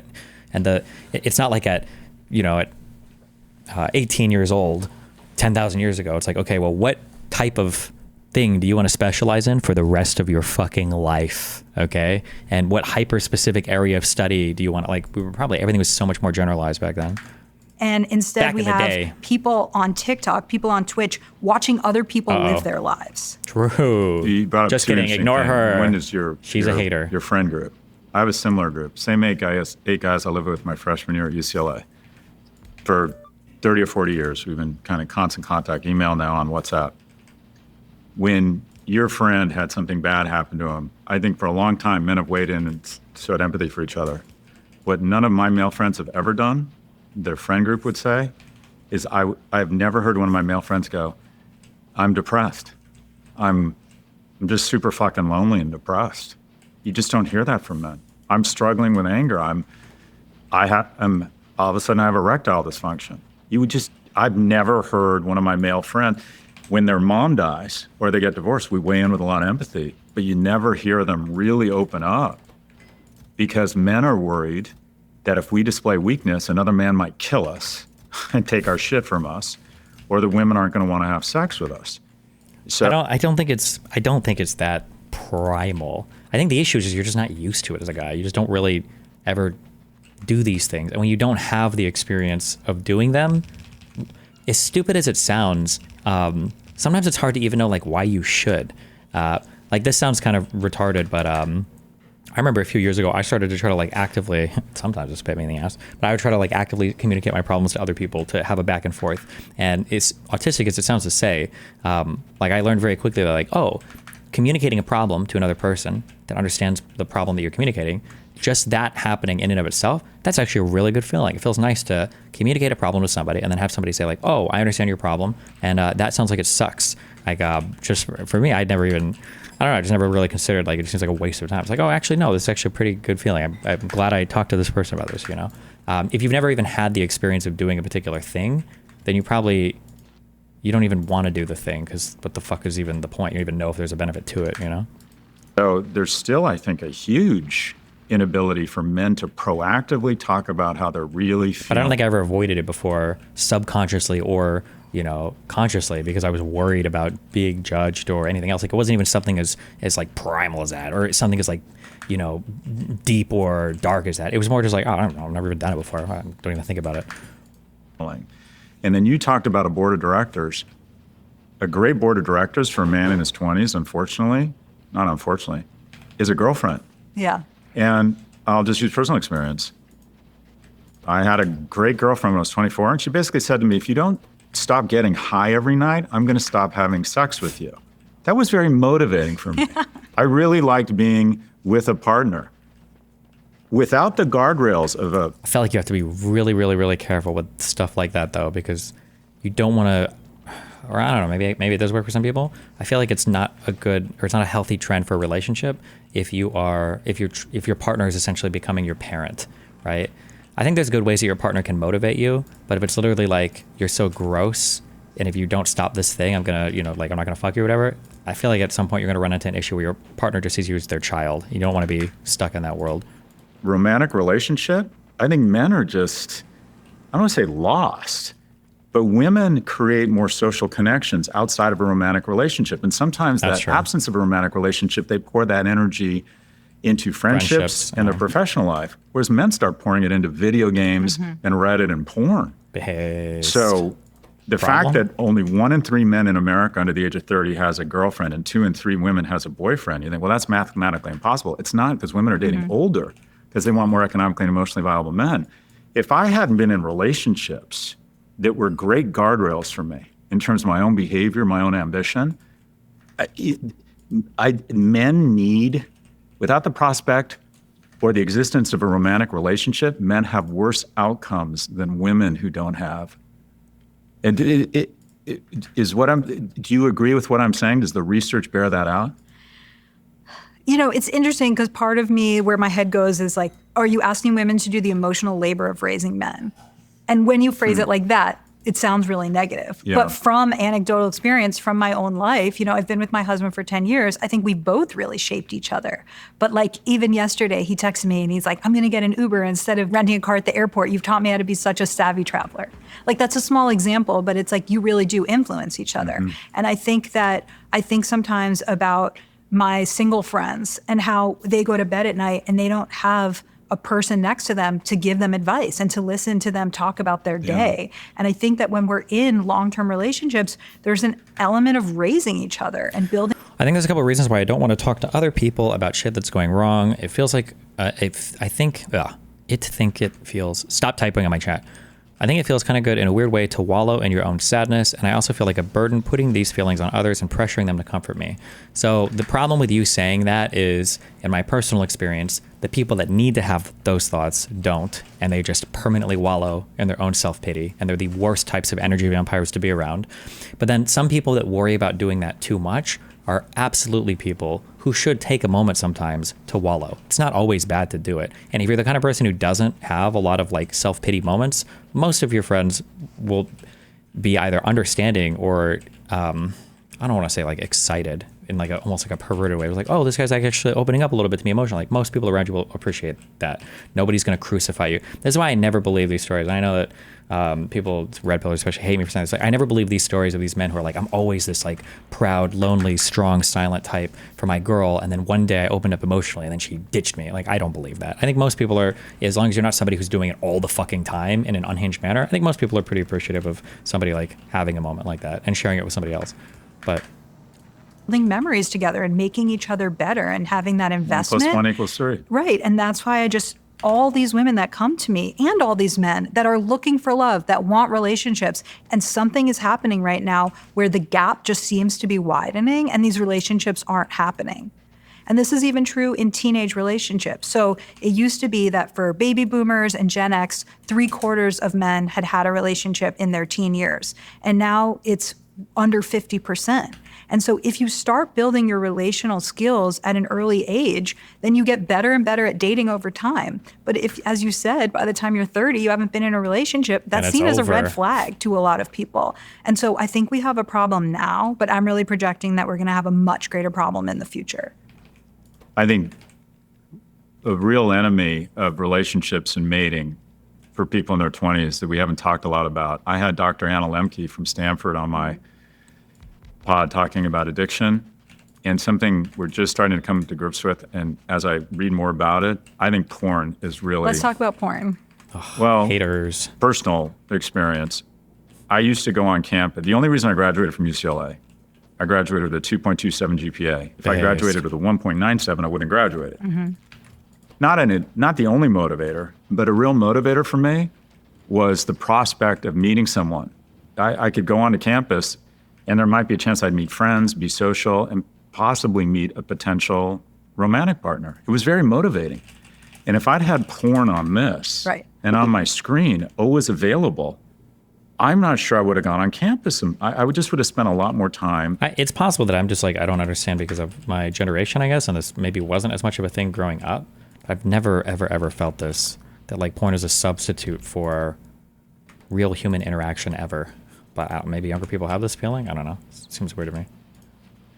At home. And unfortunately, the deepest pocketed, most talented companies in the world are trying to convince young people that they can have a reasonable facsimile of life on a screen with an algorithm. And what I say to young men I coach is that I'm not going to tell you not to consume porn, but try to modulate it, because I think that fire of wanting to meet someone and wanting to demonstrate excellence and having perseverance and enduring rejection and getting your shit together and dressing well and smelling nice and showering, for God's sakes, that mojo, that desire is incredibly important for society. And we're taking young men's mojo away with frictionless, open access, on-demand porn. Have you seen these no-fap communities? Yeah. Have you seen this? Yes. Okay, so I was listening to this episode of Modern William with Chris Williamson, and he was interviewing Hamza, who was self-identifying as a former red-pilled person. And he was talking about how much it changed his life to try to enter the no-fap community. Which means? No masturbation. And so I do think that porn is a huge problem. My first job out of college was running the porn pod for Google. So what this meant was that we would sell ads for the porn advertisers. This team does not exist anymore. This was a long time ago. My parents were like, I sent you to Harvard and now you're selling ads for pornography. But when I look back, I'm like, what was I perpetuating? Because I feel like there's just so many problems with what technology is doing in terms of replacing human connection. So let's just project out. ChatGPT is already amazing. I'm currently in my Google feed getting ads for Replica, and the ads say, get your perfect AI boyfriend, always there for you. Maya and Miles. So you think about the fact that real life relationships are messy. I tell my husband on a weekly basis, please throw your contact lens in the garbage. And every week we have a disagreement about that. Well, guess what? Your online girlfriend, she doesn't nag you. She doesn't tell you to pick up your socks. She only tells you how great you are and always tells you, that you're doing the right thing and how was your day. Then you insert sex robots. Okay, so you have your emotional needs met, you have your sexual needs met. Maybe you're watching porn while engaging with your sex robots. Why would you want to go through the very challenging potential rejection of real life relationships? And I feel like if all these things come to pass, which it seems very likely that they will, we are truly in a crisis moment when it comes to birth rate and future generations. And it impacts them. It'll impact the economy because the skills you have to develop to be successful in the mating market are life skills. You have to be able to endure rejection. You have to have a sense of humor. You have to be able to read the room. Show me a guy who's good in a bar, I'll show you a guy who'll probably be good in a boardroom. And the skills you have to develop as a young man, if you want a romantic and a sexual relationship, pay dividends the rest of your life. And if you don't develop those skills, I think it impacts your life across a bunch of dimensions. This is something I'm worried about for Gen Z in general. So I did a ton of research with post-pandemic Gen Z daters, men and women in the UK and the United States. And such a big theme that came out of it was that they don't have rejection resilience. And I think that we hear this in many aspects of life. So someone that I'm close to, he's the former dean of Brown, he's a professor there. And he was talking about how it used to be that his office hours were empty and that's when he could do his reading or play solitaire. But now students come basically saying, tell me exactly what's going to be on the test. Tell me exactly what to write in my paper, because they are not willing to fail. I have friends who are managers at Google and they give somebody feedback in a Google Doc and the person is crying because they take that as extreme rejection. And so if you don't have the resilience built up 100%. to fail, then you are not going to take risks. And everything in life. I feel like we're talking about very, very different things here when we talk about like job performance or whatever. I don't think all resiliency is the same. I think you can probably find some people that are incredibly resilient in certain areas, like related to job feedback, but have little to no resiliency in terms of rejection for dating related stuff.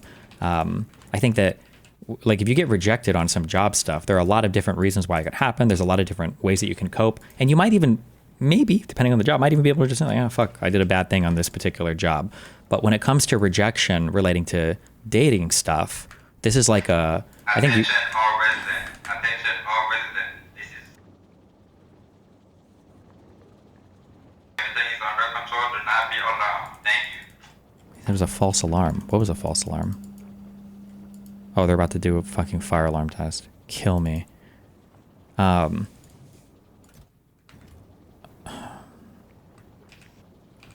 Getting rejected by somebody in a dating environment, I feel like people view that more likely as like a referendum almost on like their personality or who they are. It's like being rejected as like a streamer. Like it's hard to lose viewership or lose popularity because you feel like you're a bad person or like you're a worse person because of it. Like, oh fuck, like people don't like me. There's something wrong with me. So I don't know if resiliency built in some areas is going to carry over to like dating related stuff, but I don't know. Life worth having is worth taking a risk for. And so I feel that I have my dream job. Nobody messaged me on LinkedIn and said, hey, Logan, do you want to study dating and relationships? No, I invented this job and now I get to have it. And same thing is true with relationships. It's not about waiting for the perfect person to show up. It's about becoming a great person who somebody else chooses and going after what you want.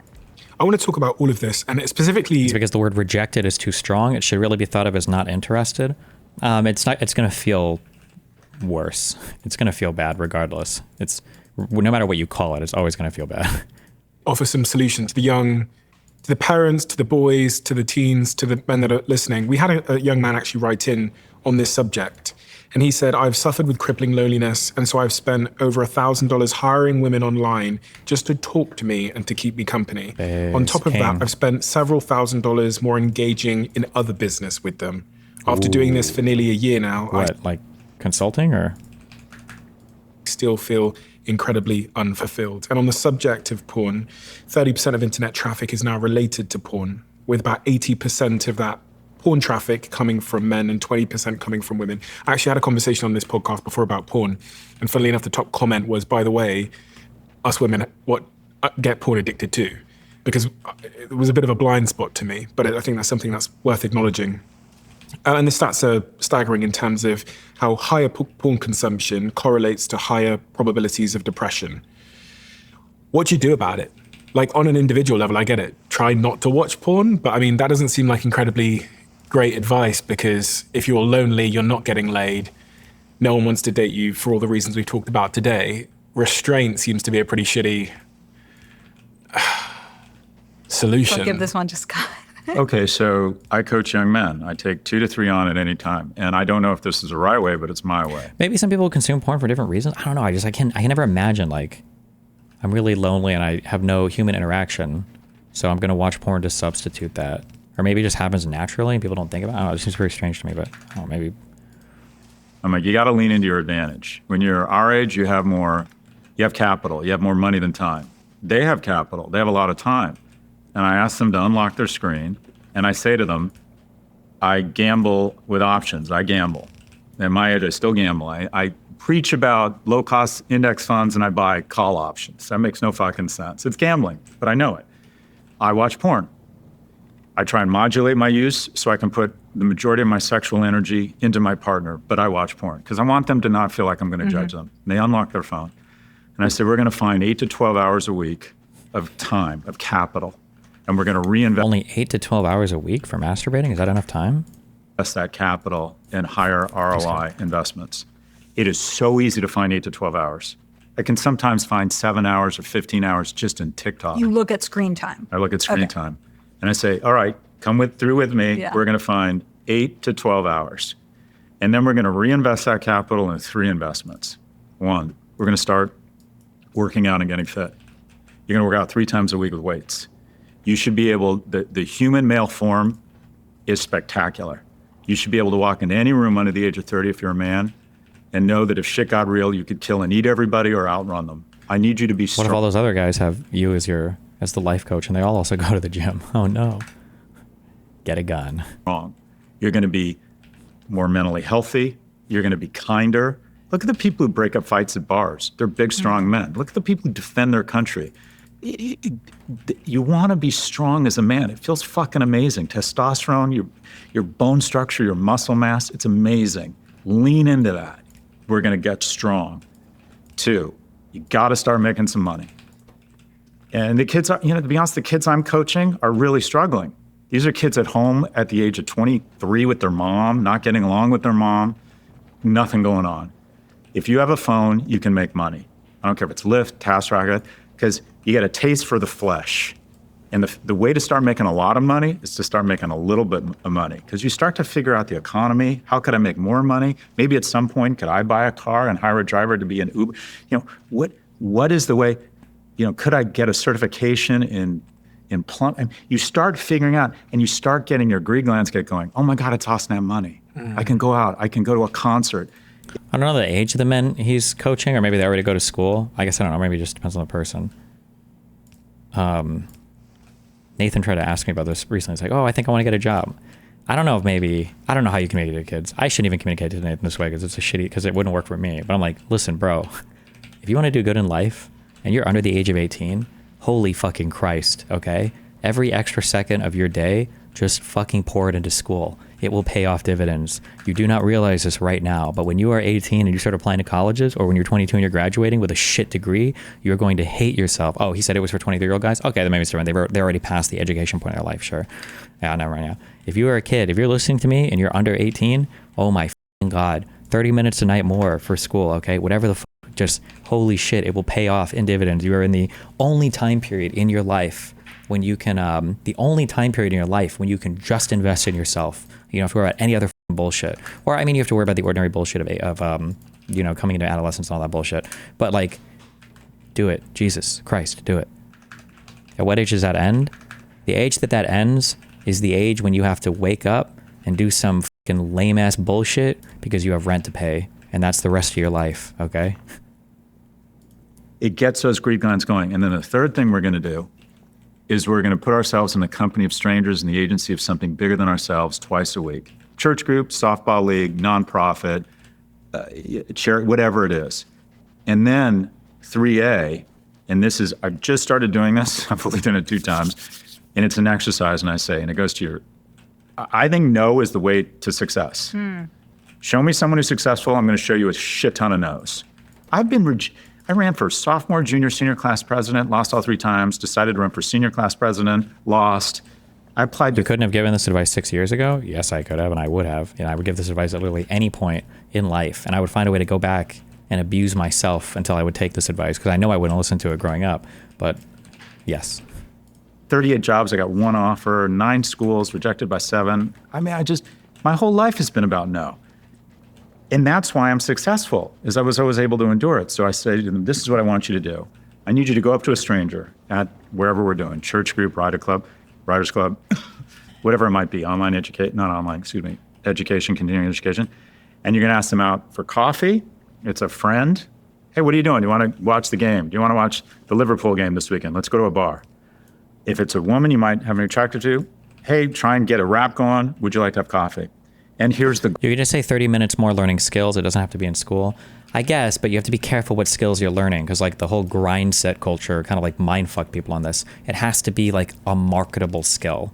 If the skill that you want to learn is picking up a programming for dummies book and working on projects or something like that, or if you want to start buying fucking 2x4s from Home Depot and learning how to build cabinets, stuff like that. These are good long-term skill investments. But if your grind is learning how to drop ship or do any of this other like worthless online bullshit that is like not going to translate to fuck all unless you happen to be the 0.001% who lucks out on something. Like, it's a horrible use of your time. That's why school is generally nice, is because as long as you pick a decent degree, you can always be oriented in a profitable direction in your future. On your own, you run the risk of making a really fucking stupid decision. Goal. The goal is no, and we're going to celebrate no, because you're going to call me and I'm going to say, did you ask someone out for coffee or to a bar? And most likely they'll have said no. They'll be polite, but they'll come with an excuse. And then I'm going to ask you if you're okay, and you're going to say yes, and that's the victory. It's interesting because if you go on TikTok or if you go on X, you'll find a lot of videos of women filming themselves as a guy inappropriately came and made a gesture to them and then like publicly shaming them on the internet. It's very popular to do it in the gym. Yeah. They set up a phone, they're working out, a guy comes over and asks if they need help with the weights. It then goes viral online because that guy was being inappropriate. Like, you shouldn't. So like, as a guy, it's quite complicated to know how and where you can roll up without being filmed and going viral. While it happens, this is exceptionally rare. Most people don't have to worry about stuff like this. Most of the times, it's not going to happen to you. Although I guess you could argue that seeing it happen online makes it spooky regardless, but... Yeah. So we talked about the first dating paradox, which is the idea that women now need more from men and are raising the bar because they can be providers on their own, but men weren't taught how to do that, and there's sometimes shame for it. So I think the second big dating paradox is that men are expected to lead and to approach, but I truly feel like in a post-Me Too era, it's much more confusing. And so many people say to me, I don't want to meet on an app, that's not romantic, I want to meet in real life. But I'm not finding that people are meeting in real life because people are afraid to approach each other. I think a big problem is this, that you just don't have any of the social training from being in areas where like men and women are both doing stuff. I think it's really, really, really bad if you don't spend a lot of time around women and then you try to get into like learning how to date or flirt with people. It's like an impossible task to do, I think. Is being afraid of being called creepy. Mm-hmm. But the other one, which is what you're talking about, is that this culture of making TikToks or going online with this datertainment to talk about how this person approached you or how inappropriate that was. And so I feel like there's a lot of women waiting for men to approach them, but then shaming the men who do. I think one of the solutions there is we should allow people to shoot their shot in a non-creepy way. Can I just say something to that? If the guy rolls up and he's 6'4" and he's gorgeous, it's fine, it seems. The difference between creepy and romantic is the perceived attractiveness of the person making the overture. The difference between creepy and romantic is whether or not the woman feels like she has the opportunity to leave. That's always the case. Being the mega chat or being 6'4", whatever, is not necessarily true. Maybe more attractive people can get away with it to some extent, but if you approach a woman and it feels like you're fucking trapping her, like you're almost always going to have bad results. Whereas if you're approaching somebody and they feel like the opportunity to say no or just walk away or it's more in passing, you're always going to have better results. This idea that like Chad Alpha Cock can approach in any way he wants is just generally not the case. Like, I think that is true. If you are super hot, it's less likely to be perceived as creepy. But you have all these people that are saying, I want to be approached, and they're not being approached. And so there was this rise of run clubs last summer, right? Everyone said the new dating app is the run club. I ask everywhere I go, have you met someone at a run club? No, people are not really meeting there. And also if you join a thing just to find a partner, I don't actually know if that's a good thing either. Because I think if people get the vibe that you're literally just here trying to fuck, like it's probably not an attractive or a good thing. It probably just feels weird.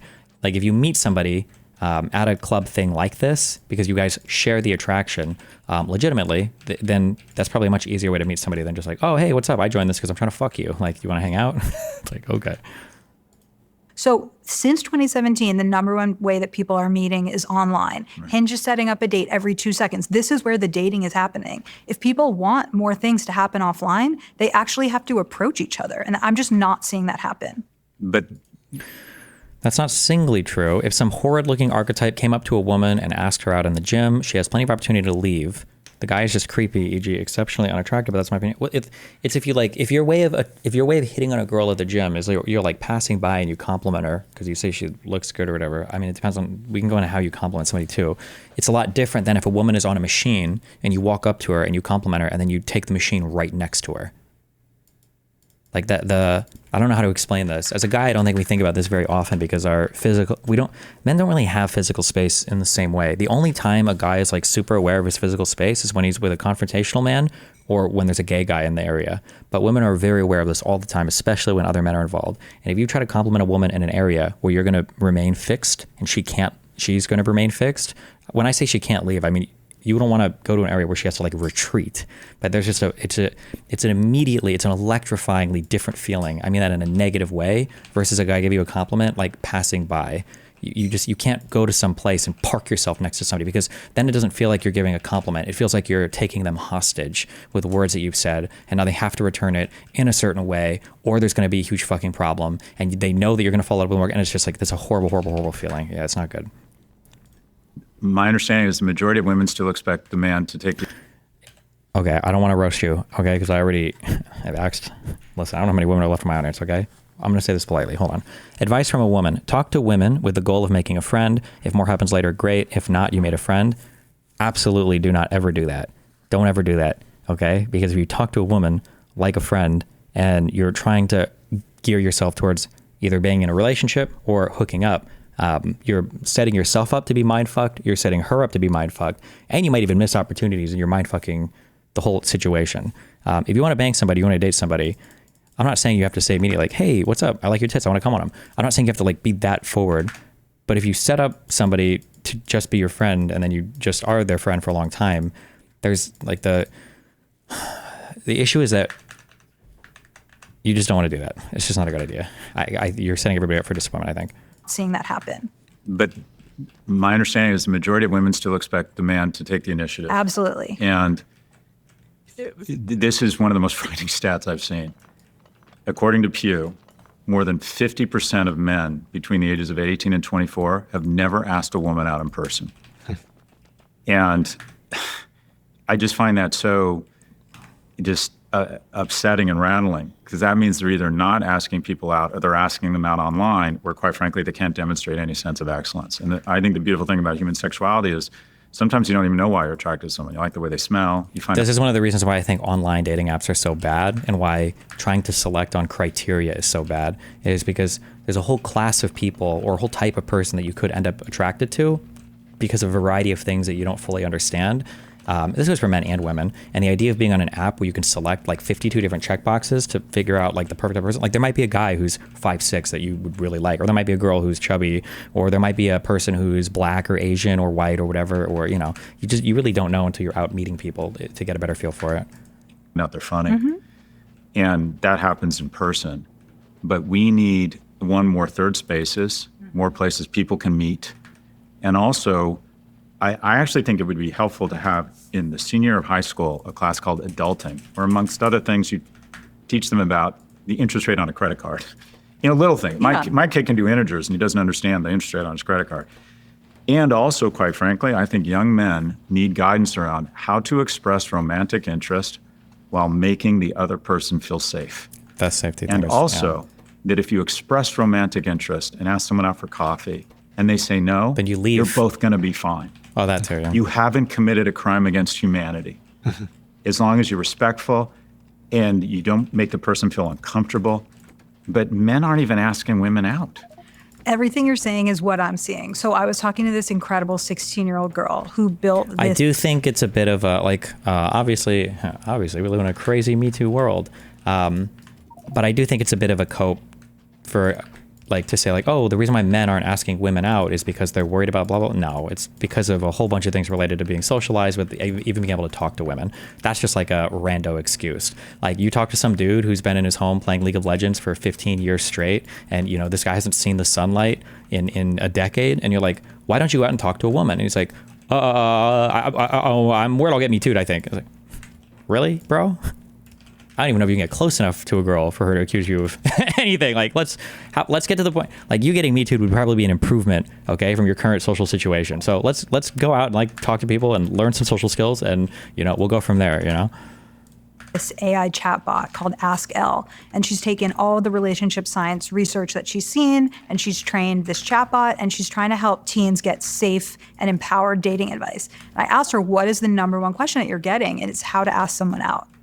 And so I think people are really struggling. It's not that teens in all of human history had the secret. It's that they were willing to do it and fail. Not that they were willing to do it and fail, but I think they were forced to do it.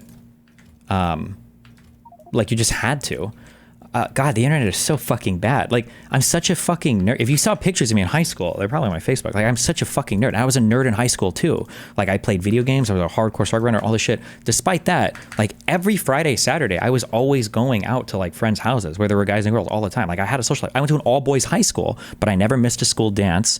I almost always had a date to the dance. I was always dating through high school, basically, from my sophomore year onwards. I was always going to Friday, Saturday hangouts with people, at guys' houses, at girls' houses, whatever. Because like if you wanted to see and hang out with people, you had to do that. You just had to. There was no option to just be only online and like, oh, let's get the boys together and just play video games the entire time and not go anywhere. Like, no, you want to see your friends in real life and you want to hang out and do things. And I feel like but you weren't competing with the same online world back then, you know? It was just so different. Like, I think if I was growing up in today's world, I don't know if I would ever have fucking gone out. I think I might have just stayed home the entire time and just like played video games or something. It feels different. I don't know. And now we're just not seeing that. And so I think that we have glossed over the pandemic. It was this really traumatic time, really scary. The pandemic might have exacerbated things a little bit, but like these were issues that were massively apparent way before the pandemic, right? Stuff happened and we don't want to talk about it. But people that came of age during the pandemic, their social skills are worse. They missed out on critical moments of becoming a human. And we are seeing that in the workplace. All of these things about Gen Z, Gen Alpha, that came from something. It came from parenting. It came from digital addiction. It came from the pandemic and online learning. And I think that if you do not have the social skills to approach someone and ask them out, there just will be literally fewer couples. I want to throw a Molotov cocktail into this and something that's controversial I've gotten pushback on. I think one of the enemies of mating is that there's too little drinking. If you look at millennials, they spend $30 billion on alcohol. Gen Z, it's crashed to $2 billion. Peter Attia and Andrew Huberman have declared war on drinking. I think young people need to drink more, go out and make a series of bad decisions that might pay off. The thing about drinking is that, one, you're hopefully in a social environment. You're not going out and drinking on your own. So number one, you're already in a social environment, which helps. And number two, I think drinking, it just helps you get out of your head, I think. A lot of people are just in their head too much. And I don't feel like other substances help you as much. Like, I don't think I really need to loosen up so I can have some fun with this guy. I'm going to smoke some weed. Like, I don't know if that ever helps or if anybody's ever uttered that sentence before. Maybe for some people it helps, but I feel like you're drinking just like, there's a reason why they call it a social lubricant. It just helps you get out of your head a little bit. I don't see drunkenness, I see togetherness. And I don't know how it was for you in your relationship. When I think of the majority of great friendships I have and the romantic opportunities I've had, not always, but often alcohol played a role. And I worry that with a lack of going out, being out of the house, and also a lack of drinking, that we've taken away a social lubricant that breaks down some of the walls and some of the initial awkwardness and entry into a potential romantic relationship. I think some of the increase in being sober curious comes from interest in being healthy. So we hear from Gen Z, I don't want to have anxiety the next day. They are much less likely. And it's expensive. Yeah, they are much less likely to millennials. Okay, that's true. The one argument against alcohol, if you go out, you need to save money for it, you need a pregame. Okay, pregame like crazy. Or does anybody ever like sneak? Can you sneak your own alcohol and like spike drinks? Just get like virgin drinks or order a Coke or something? Because cocktails are way too expensive. What the fuck? To feel like there's a 2-drink minimum for dates. But in general, we're seeing less risk-taking behavior from Gen Z. They are getting their licenses far later, if at all. They are losing their virginity much later, if at all. And so I feel like there's this rise of... Drinking is also an excuse to do something and to just be a moron. I feel like part of the fun of being drunk is that I'm allowed to be an idiot. Who the fuck cares? I'm goofy as fuck. I'm drunk, bitch. That is true. One of the great... being drunk, I think, is a bit like currency. And that like we all like why is money worth anything? Well, money is worth something because I say it's worth something and we all agree that it's worth something. And in the future, if I go to the butcher to get some meat, he's going to give me meat based on the assumption that everyone else is going to continue to pretend that like this paper dollars is actually worth something, right? Like we all kind of collectively buy into that. We have to for fiat currency to work, right? And alcohol is a bit like that. A number of relationships or hookups or bad decisions like have started with the whole line of like, hey, I'm drunk. So, but like, you're never actually so drunk that you're like, I have no clue what I'm doing right now. or you could be if you're getting fucked up hardcore. But I think it's like this 50-50. It's like this agreement you're making with yourself where you're like, okay, there's a person I wanted to talk to or a thing that I wanted to do, and I feel like my inhibitions are a little bit looser, and me and this other person can collectively kind of buy into this fiction of, hey, I'm wasted right now. I think you're hot. I want to chat with you, blah, blah, blah. And everybody kind of like goes along with it, you know? Or there's this decrease in risk-taking behavior, which in some ways is great. You know, fewer kids dying in car crashes and people being Less teen responsible. pregnancy. But I just feel like people are missing out on the experience to make mistakes as a young person. And I think when I think back to my college experience, if there had been cameras that have high quality video on them at all times, I would have lived a very different college experience. Yeah, this is true as well. It feels different when everything is like permanent and immortalized forever, and everybody's posting about everything on every fucking social media app, and I don't know. I don't like that. I think the feeling is weird. Not good. I am so grateful that Instagram was not there when I was in college. And so if the inability to like unplug from aspects of social life, I can't even begin to imagine what that feels like to a younger person. Like if I didn't want to engage with anybody socially, then I mean, where are people doing this on? Some people would do AOL Instant Messenger and then like kind of on Facebook.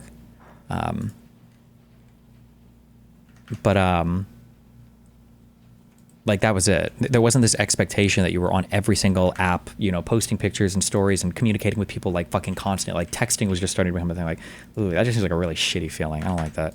You live in a surveillance culture where at any moment somebody is snapping the room and they could see what you're doing, you're going to take fewer risks. And I just feel like there's this entire culture of people being very safe, and part of dating, part of mating is making mistakes, taking risks, and failing. So what do we do about it, Logan? Scott gave a really good sort of advice for the young man or the young person who's trying to increase their mating value, their dating value. What advice would you give to a young man about how to be attractive? Because there's going to be a lot of young men listening right now. I imagine from the stats. First of all, I love 70%. what Scott said in terms of his advice, and I feel like it's one of those things where This is a really hard conversation to have too, because women are fucking annoying as fuck. I'm sympathetic towards women, and oftentimes I'm the one providing the counter to this because I'm on Redpill show, or I was on Redpill shows and shit, arguing with guys. I'm sympathetic towards the idea that women are like, listen, it's not my job to train, okay, the men of the future or whatever. Like, if guys are retarded on this shit, that's on them. It's not my job to train. It's like, to some extent, that might be true. However, men are expected to be respectful and considerate of women in a billion different ways. And the reality is that a lot of women are insanely socially fucking autistic, but they can get away with it because a lot of the people around them are trying to fuck them, okay? And women will never get called out on being fucking emotionally retarded sometimes or being autistic as fuck sometimes. Like, it's I don't know, like there are just different considerations that some people have to make, and it's like, if we want the world to be better, we all kind of have to work at it. And that means sometimes it might be like women doing a little bit of emotional labor for men or helping out in some regard. And it might mean men obviously being considerate of certain things as well, but you know. Secret to happiness, or the secret to success, is simple but hard. So it's not like there's infinite things you need to do. It's actually quite a simple plan, but it's quite hard to execute on it. A few things that I would add. So one is, I have this friend, Sam Parr. He started The Hustle. He started the podcast My First Million. One thing that he did to make himself more attractive as a mate was he would develop these passions and really talk about them on dates, because he found that women were really drawn to the fact that he was pursuing other activities. So he got really into denim, and he would talk about these denim meets that he would go to, and he found that women were really drawn to that. He's very into the growth mindset and working on himself. He felt like that was something that women were so drawn to, how he was growing. Because if you think about the projections, well, when he met my friend Sarah, he wasn't making any money. She was making a lot more than him. But she could see that he had a great path ahead of him because he was constantly working and improving himself. What's the difference between being emotionally intelligent and not being social autistic? Are these not intrinsically opposing? No, I mean, people can be intelligent in some ways and retarded in other ways. I think women are very emotionally sensitive when it comes to dealing with other women and when it comes to like resolving conflict and expressing emotions and whatnot. But I think sometimes, partially because men shield their emotions from women a lot, so it might be harder for them to understand. And a man will never, ever, ever tell you if you've upset him, okay? Because in some ways, a man telling you, why does this happen? Sometimes women won't tell you when they're upset, but you know when they're upset. But I feel like sometimes a woman can say a thing that can like just completely cut a guy down, but he'll try not to give any indication of it, because to give an indication of it is to kind of sort of make the thing true. But for some reason, I'm trying to think of why women, I don't know why women do this. They're just fucking autistic. I mean, guys do it sometimes too. Like a thing I can think of for like an example of this has to do with comparisons. If you ever think about comparing anybody ever, it's just don't ever do it ever. It's just never a good idea ever. Don't ever, even if you think you're being smart, comparing your partner to somebody else is like talking to the police. When you think you're successfully navigating something, you're just laying future traps for yourself. That's always what you're doing. So there might be some girl you dated or some girl you see and your girlfriend sees you checking her out or whatever, and you're like, oh fuck, she saw me, whatever. And you might be thinking like, oh yeah, like she's kind of cute, but like you have way better tits. I'm a big boob guy and I love your boobs. Like fuck that chick or whatever. And you might think that you've like won some huge battle, but then like tomorrow, two girls show up and they're big booby bitches. And now your girlfriend's looking at you and you're like, oh shit, I fucked myself. This chick's gonna look at every woman with a bigger cup for the rest of her fucking life, okay? Like a fucking cheetah. I fucked myself. And women will also just do like autistically stupid shit. Or I think sometimes women think that if they say a thing, it's enough, but it's not. Like a woman will say some shit. A woman will be with a guy who's like, say a guy who's self-conscious about his height, who's 5'7", 5'8", and a woman will say some shit like, like I was with this one dude, and he was like 6'4", and I dated this tall guy, and it was like really cool. Oh, but I'm glad I'm with you now. Or guys can say the same thing to a woman. They'll be like, oh, I dated this one girl, and she was like a freak or whatever, but I'm glad I'm with you now, and it's cool. And people will say things like that, like, oh no, it's cool, I prefer like you now. Your partner will never, ever, ever, ever, ever hear that. I see men and women do this, and it's like, why would you ever say something so fucking autistic to your partner? Like, even if you say you don't care, even if you genuinely don't care, you're like planting the worst ideas ever in your partner's mind. And the next time you guys fight or there's some moment of insecurity, like this shit is always, don't ever compare ever. Don't ever do it. It's always a trap. Okay? Just don't ever do it. The other thing I would tell men is, through my research, I found that men think, I need to be perfect. I need to be 6 feet tall. Look, women will compare with exes all the time. Yeah, men do it too, though. Just don't tell your partner you're doing it, okay? And improving himself. The other thing I would tell men is, through my research, I found that men think, I need to be perfect. I need to be 6 feet tall. Look, women are not expecting you to fly them to the moon. They want effort. Remember the name of their best friend. Text them when they had a hard meeting and say, how did it go? Plan a thoughtful date. And so I think that you have men over here saying, if I'm not 6 feet tall, I don't have a chance, so why participate anyway? And then you have women saying, in some ways, I just want you to be an effortful, nice person, and I'm not even getting that. And so I think that for men, they can actually get much farther than they think and be better than 90% of men by doing some of these bare minimum things that other men aren't doing. So I have this question that I ask in my book, which is when you're deciding if you should break up with someone. If your partner were a piece of clothing in your closet, what would they be? Is it my clothes or her clothes? Yeah. My Your clothes. Oh, okay. And it really has to be gut reaction. So Scott, if you thought of one, I want to hear it. I thought of like a black silk shirt. Jeez. And that's probably because that's where we spend quality time together, is when I'm wearing a black silk shirt. Special occasions, date night, restaurant, make an effort. Do you feel good in it? Yeah, of course, I feel my best in it. Yeah. And do you have one for your wife? Brunello Cucinelli cashmere V-neck sweater makes me look fantastic, Jesus. Makes me better, and is beautiful. Yes. And mine for my husband would be this awesome orange robe that I have that represents being at home. I love the orange color that's really bright, and it represents our family time. So I've asked this question to... I feel shamed. I feel like mine was so superficial. No, yours was great. Cashmere V-neck Brunello. No. I think your answer... Family orange. I feel so shamed. No. I think your answer is wonderful. And I actually, in general, You find did fuck up. No, I'm just... that outerwear answers are very strong because it means that you feel warm around them. It's you at your best. I This just is your feel favorite. fucking fabulous. I don't know if I feel warm. That's all that matters. Your answer was great. The answers that worry me are something like a wool sweater that feels good, but then it's itchy, so I take it off. The ratty shirt that I wear to the gym. These are real answers I've gotten. Point is, for years I've been asking people this question. Well, now I want to ask people the question of, if you were a piece of clothing in your closet, what would you be?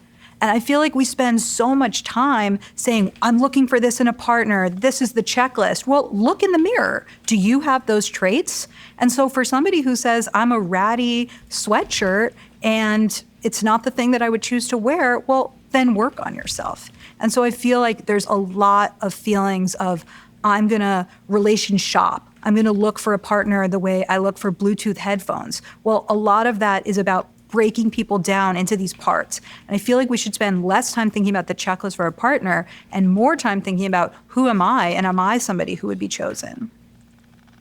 We've talked a lot about how young men are struggling. Which demographic of women do you find struggle the most as it relates to mating and dating? So I work with a lot of very successful women, and that's also because I'm expensive to work with, and that's who my clients are. But I have a newsletter where I hear from 85,000 people.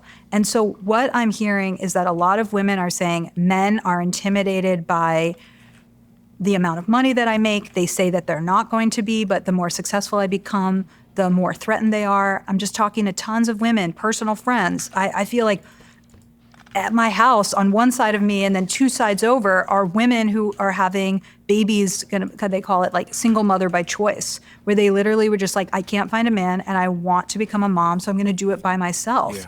And so I feel like there are just all these great women who are saying, Logan, I'm following your advice. I'm putting myself out there. I do all these things, but they're just not finding partners. Do you find that the more successful a woman becomes, the more difficult it becomes for her to find a man that will not feel emasculated by her success? I feel like, I wonder if this goes in both ways. I feel like it would intuitively. That like the more successful you become for anybody, especially you start to hit like these upper echelons, that it's harder to find a partner. But don't think that there's an exact correlation, because it really depends who the guy is. There are guys out there who are like, let's be a power couple. But I feel like there are women who just feel like there is not enough good guys for them. And I'm curious what you think about this, but I live in the Bay Area. I'm seeing so much polyamory. And I think polyamory is interesting. I'm pro polyamory. I like the fact that people are thinking about relationship structures in a new way. 50%. She's a rationalist. Be careful. Marriages end in divorce. Obviously, our one size fits all approach to marriage isn't working. But I'm also wondering, well, let me tell you the story. I went to this dating event, and the dating event had 5 single women who were great, and their friends were hyping them up. And then there was 2 guys, and they were both polyamorous. And so I wonder, if you're a guy who feels like there's not that many good guys, why should I have to choose? I feel like that's a trend that I'm worried about. Portia polygamy. If it's never been better to be a very attractive male, but you have so much opportunity, it does not incent good behavior or long-term relationships. Yeah, I was gonna say it depends on what you're looking for. And like if you want to just smash, and this is an argument that I even researched this for my debate with Rollo and Mike Sartain. If you want to bang a lot and you're a guy, there's one thing that you can do that is correlated or causally related probably with banging a lot, and that's wanting to bang a lot. If you're a guy that explicitly goes out looking for sex, it's a higher predictive thing than being tall, than being rich, than being whatever. Like men who make a lot of money on average, their body count is like 1 or whatever higher than men that are middle class and whatever. Like it's not that, the differences aren't that big. Same thing with like the 5'6" and below guys, their body count difference is like 2 different than guys who are like 6'2" and above or whatever. It's if people want to go out and fuck all the time, they'll do it. Like not to be down on incels or whatever the fuck. Fuck women too, okay? Fuck everybody. But like if you there's a lot of losers in the real world, okay, that are fucking having kids and shit all the time. And it's not because they've tricked everybody into thinking they're Chad Thundercock and they've done it. It's just because they want to fuck. And that's it. And they go out and they look for pussy, they find it and they do it. Like, you know.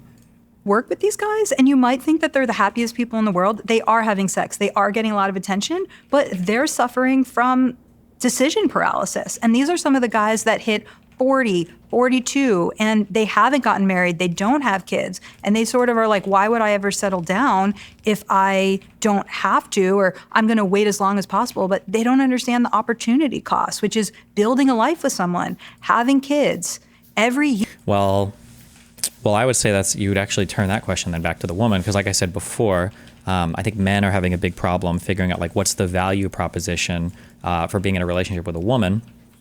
or I'm sorry, what's the woman's value or what's the man's value proposition for the woman to date him, right? And it can't just be jobs anymore, because women are looking for more than just, money, because they can work. However, if you're a guy and you can bang a lot of chicks and you're not trying to like start a family or anything, like why get married or why settle down with one person, or why, why wouldn't you just that's kind of like my life, right? Like why, like I don't really want to have another kid. Like why would I say I'm going to monogamously pair off with one person for the rest of my life if I'm not looking to start a family or whatever? I don't know. What's the value for that? I don't think there's necessarily anything wrong with that either, obviously. But I guess if you're a guy and you're like, you live this lifestyle and you're like stressed about not having a kid, then obviously there is an issue there. But year that you wait to have kids is a year that your kids will be alive without you. And so I really feel like these people in the top percentage, yes, they're having a much easier time, but they also have problems because they're having decision paralysis and they're not settling down. But I would just say, like just not settling down isn't necessarily decision paralysis. It could just be they just don't want to, right? Which if you don't want to have a family is probably fair, I would imagine.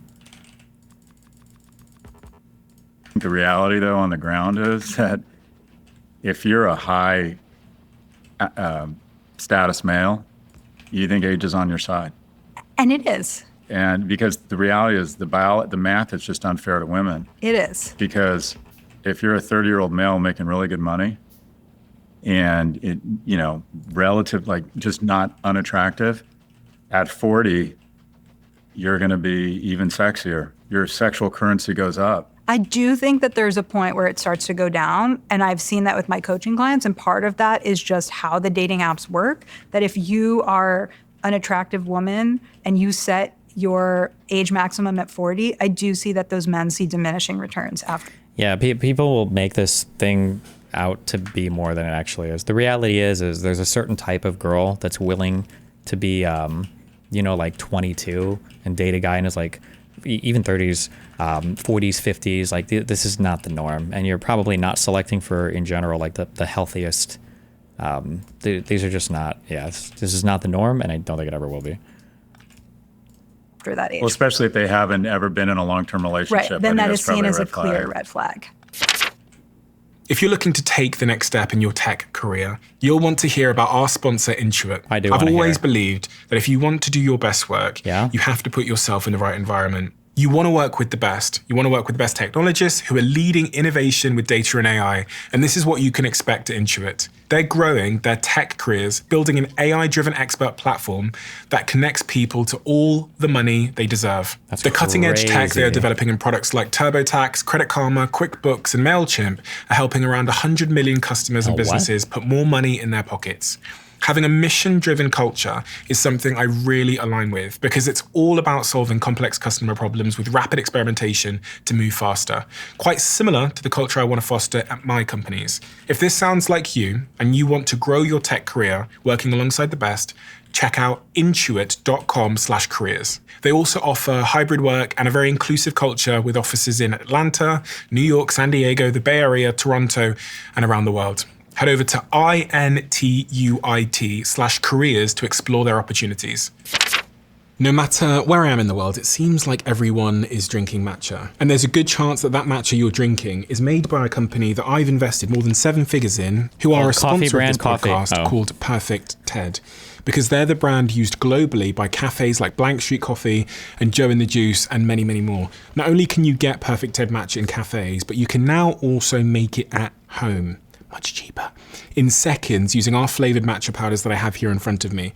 Perfect TED matcha is ceremonial grade and sourced from Japan. It is smooth, it is naturally sweet, not like those bitter grassy matchas that I tried before Perfect TED. And if you are one of those people that have told yourself you don't like matcha, it's probably because you haven't tried our Perfect TED matcha. And you can find Perfect TED matcha in the UK in Tesco, Sainsbury's, Holland and Barrett, and in Waitrose, or Albert Heijn if you're in the Netherlands, and on Amazon in the USA, or get the full range online at perfectted.com, where you can get 40% off your first order with code Stephen40.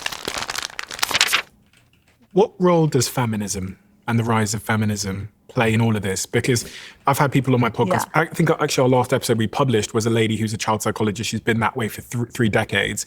And she came on and said that the feminist movement has let men and women down in some ways. There's been great upsides, but there's also been a cost. And one of the things she was really big on, which I thought would be extremely controversial, it turns out it wasn't in the comment section, is that she believes women should be there for the first 2 years of a child's life. And I was like, I questioned her on that. I was like, and then I looked at the stats and I looked at the research, and she basically makes the case that because the mother is producing certain hormones, so I searched and it was true, and we fact-checked that episode. And then beyond there, the man, her father, brings out another set of hormones in the young child, which are about play and adventure and all these kinds of things. So she makes the case that we've kind of lied to women, and we've told them that they can have it all. They can have an incredible career. They can also be incredible mothers. And she says that in her office, she often sees mothers coming in saying that they're 39 years old, they're struggling, they're trying to do IVF, they feel like they were lied to. Throwing all of that out there.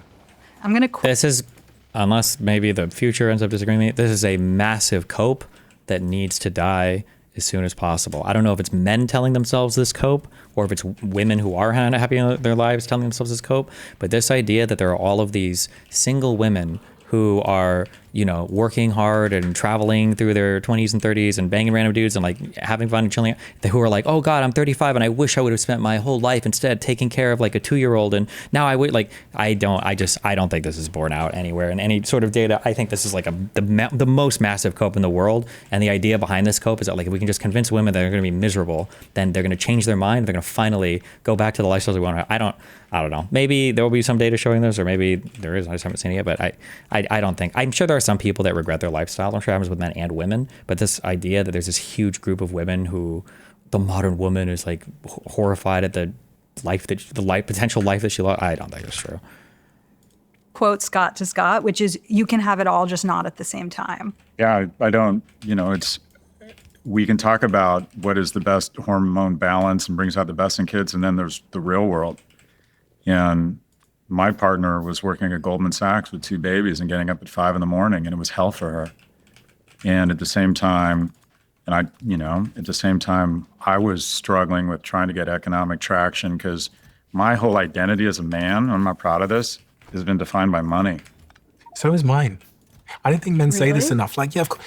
I thought this was really weird because we're in Austin right now, and my team put me up in a hotel, and it's just like a normal hotel. I'm like, so I don't give a fuck. My girlfriend comes to town tonight. Immediately, my brain goes, oh my God, we need to move into a better hotel Airbnb because my girlfriend, I've been with her for 7 years. She doesn't give a fuck. Yeah. She doesn't care about material things. She doesn't have a Louis Vuitton anything. She's a breathwork, she's a yogi, right? But there's still this part of me, even at this stage, where I'm like convinced she's not going anywhere, where I constantly think about, I need to be successful, I need to have money, I need to demonstrate strength, or she won't like me. It's so weird because it's not true. Like objectively, I know it's not true, but it's in me. I don't know. I think it's most. The reason is that there's 2 things going on. Is that one, people can be very vain, but the second thing is that like money is literally a directly quantifiable way to see how much society has determined your value is. And people can try to get around that in some ways, but that's an inescapable reality of what fiat currency is, right? Money is basically a unit of exchange that says that you've done some amount of work that's made it so that you can exchange that work for, you know, anything else in the country that you can buy. And everybody has agreed that that's what money is, and everybody agrees it's 24. So in a way, like money quantifies directly, I guess, how much society is deemed to be worth. So it's not surprising that people are going to, in some ways, at the end of the day, have a feeling about themselves based on, you know, their class position or how much they're worth or whatever else. Like that's just, there's no way to overcome that. Like even women to some extent can evaluate themselves like that. Maybe not by how much money they make, but the partner that they can get and how much money that partner can make. Like they still, you know, round themselves out in that way. Mostly true. What do you mean? I think in a capitalist society, the healthcare of your children, the opportunities your children have, your ability to provide, your ability to take care of your parents, unfortunately, in our society, is so tightly correlated to money. Yeah. That I think at the end of the day, masculinity kind of comes down to provider, protector, and procreator. And I think every young man should at least start with the notion they're going to be the economic provider. And by the way, that might mean getting out of the way and being more supportive of your partner who happens to be better at the whole money thing than you. That's part of masculinity too. Right. But a good place to start is to assume in a capitalist society that you have a responsibility to be economically viable. And every piece of incentive in our society, I remember in the 70s when I was in grade school, our principal was a cool guy. He wore cool jackets and he had great hair and he smelled aqua velva and he drove a 240Z. You could be a high character, handsome, interesting, cool guy into karate or whatever. Now I just think it's all about the Benjamins. It's just so much, our society, democracy, your rights, your sexual attractiveness as a man. I don't care what, write me an article about how men just need to be emotionally available. Bullshit. It's so disappointingly It's not one or the other. about money, in my view. All the incentives telling young men, and so they go to these get-rich-quick schemes. If they can't make money, they feel like losers. But what you're feeling, quite frankly, is common sense from every signal that if for some reason it doesn't work out with your mate, your selection set of mates, how interesting you are to other men, your opportunities, your rights, your democracy is going to be based on your ability to be economically powerful. It's not the way the world should be, but it is the way the world is. And what I say to young men is, there's just no getting around it. You have to be economically viable. Would you say the same thing to women, or would you say there's no getting around it, you have to be hot? No, I think women, unfortunately, so this is base analysis. Men get turned on with their eyes. It's more women get important turned for on with women their brain? to be aesthetically attractive than a man. Women get turned on with their ears. That's the way I would describe it. I think economic liberation and independence is paramount. The thing that was the hardest thing in my life growing up, whatever trauma I had, wasn't not having. I think you have to be really careful. This guy's been super red-pilled. Scott Galloway has. You have to be really careful with truisms like this because you can find yourself in this like self-perpetuating cycle. If you say the only thing one gender cares about is this trait, and then you model yourself after that trait, the only people you run into are going to be people who only care about that trait. So if you're a woman and you're thinking, well, guys only care about how I look, so that's what I'm going to kind of like, I'm going to make my dating strategy revolve around that, you're only going to find guys that care about how you look. Like it's becoming a self-fulfilling prophecy.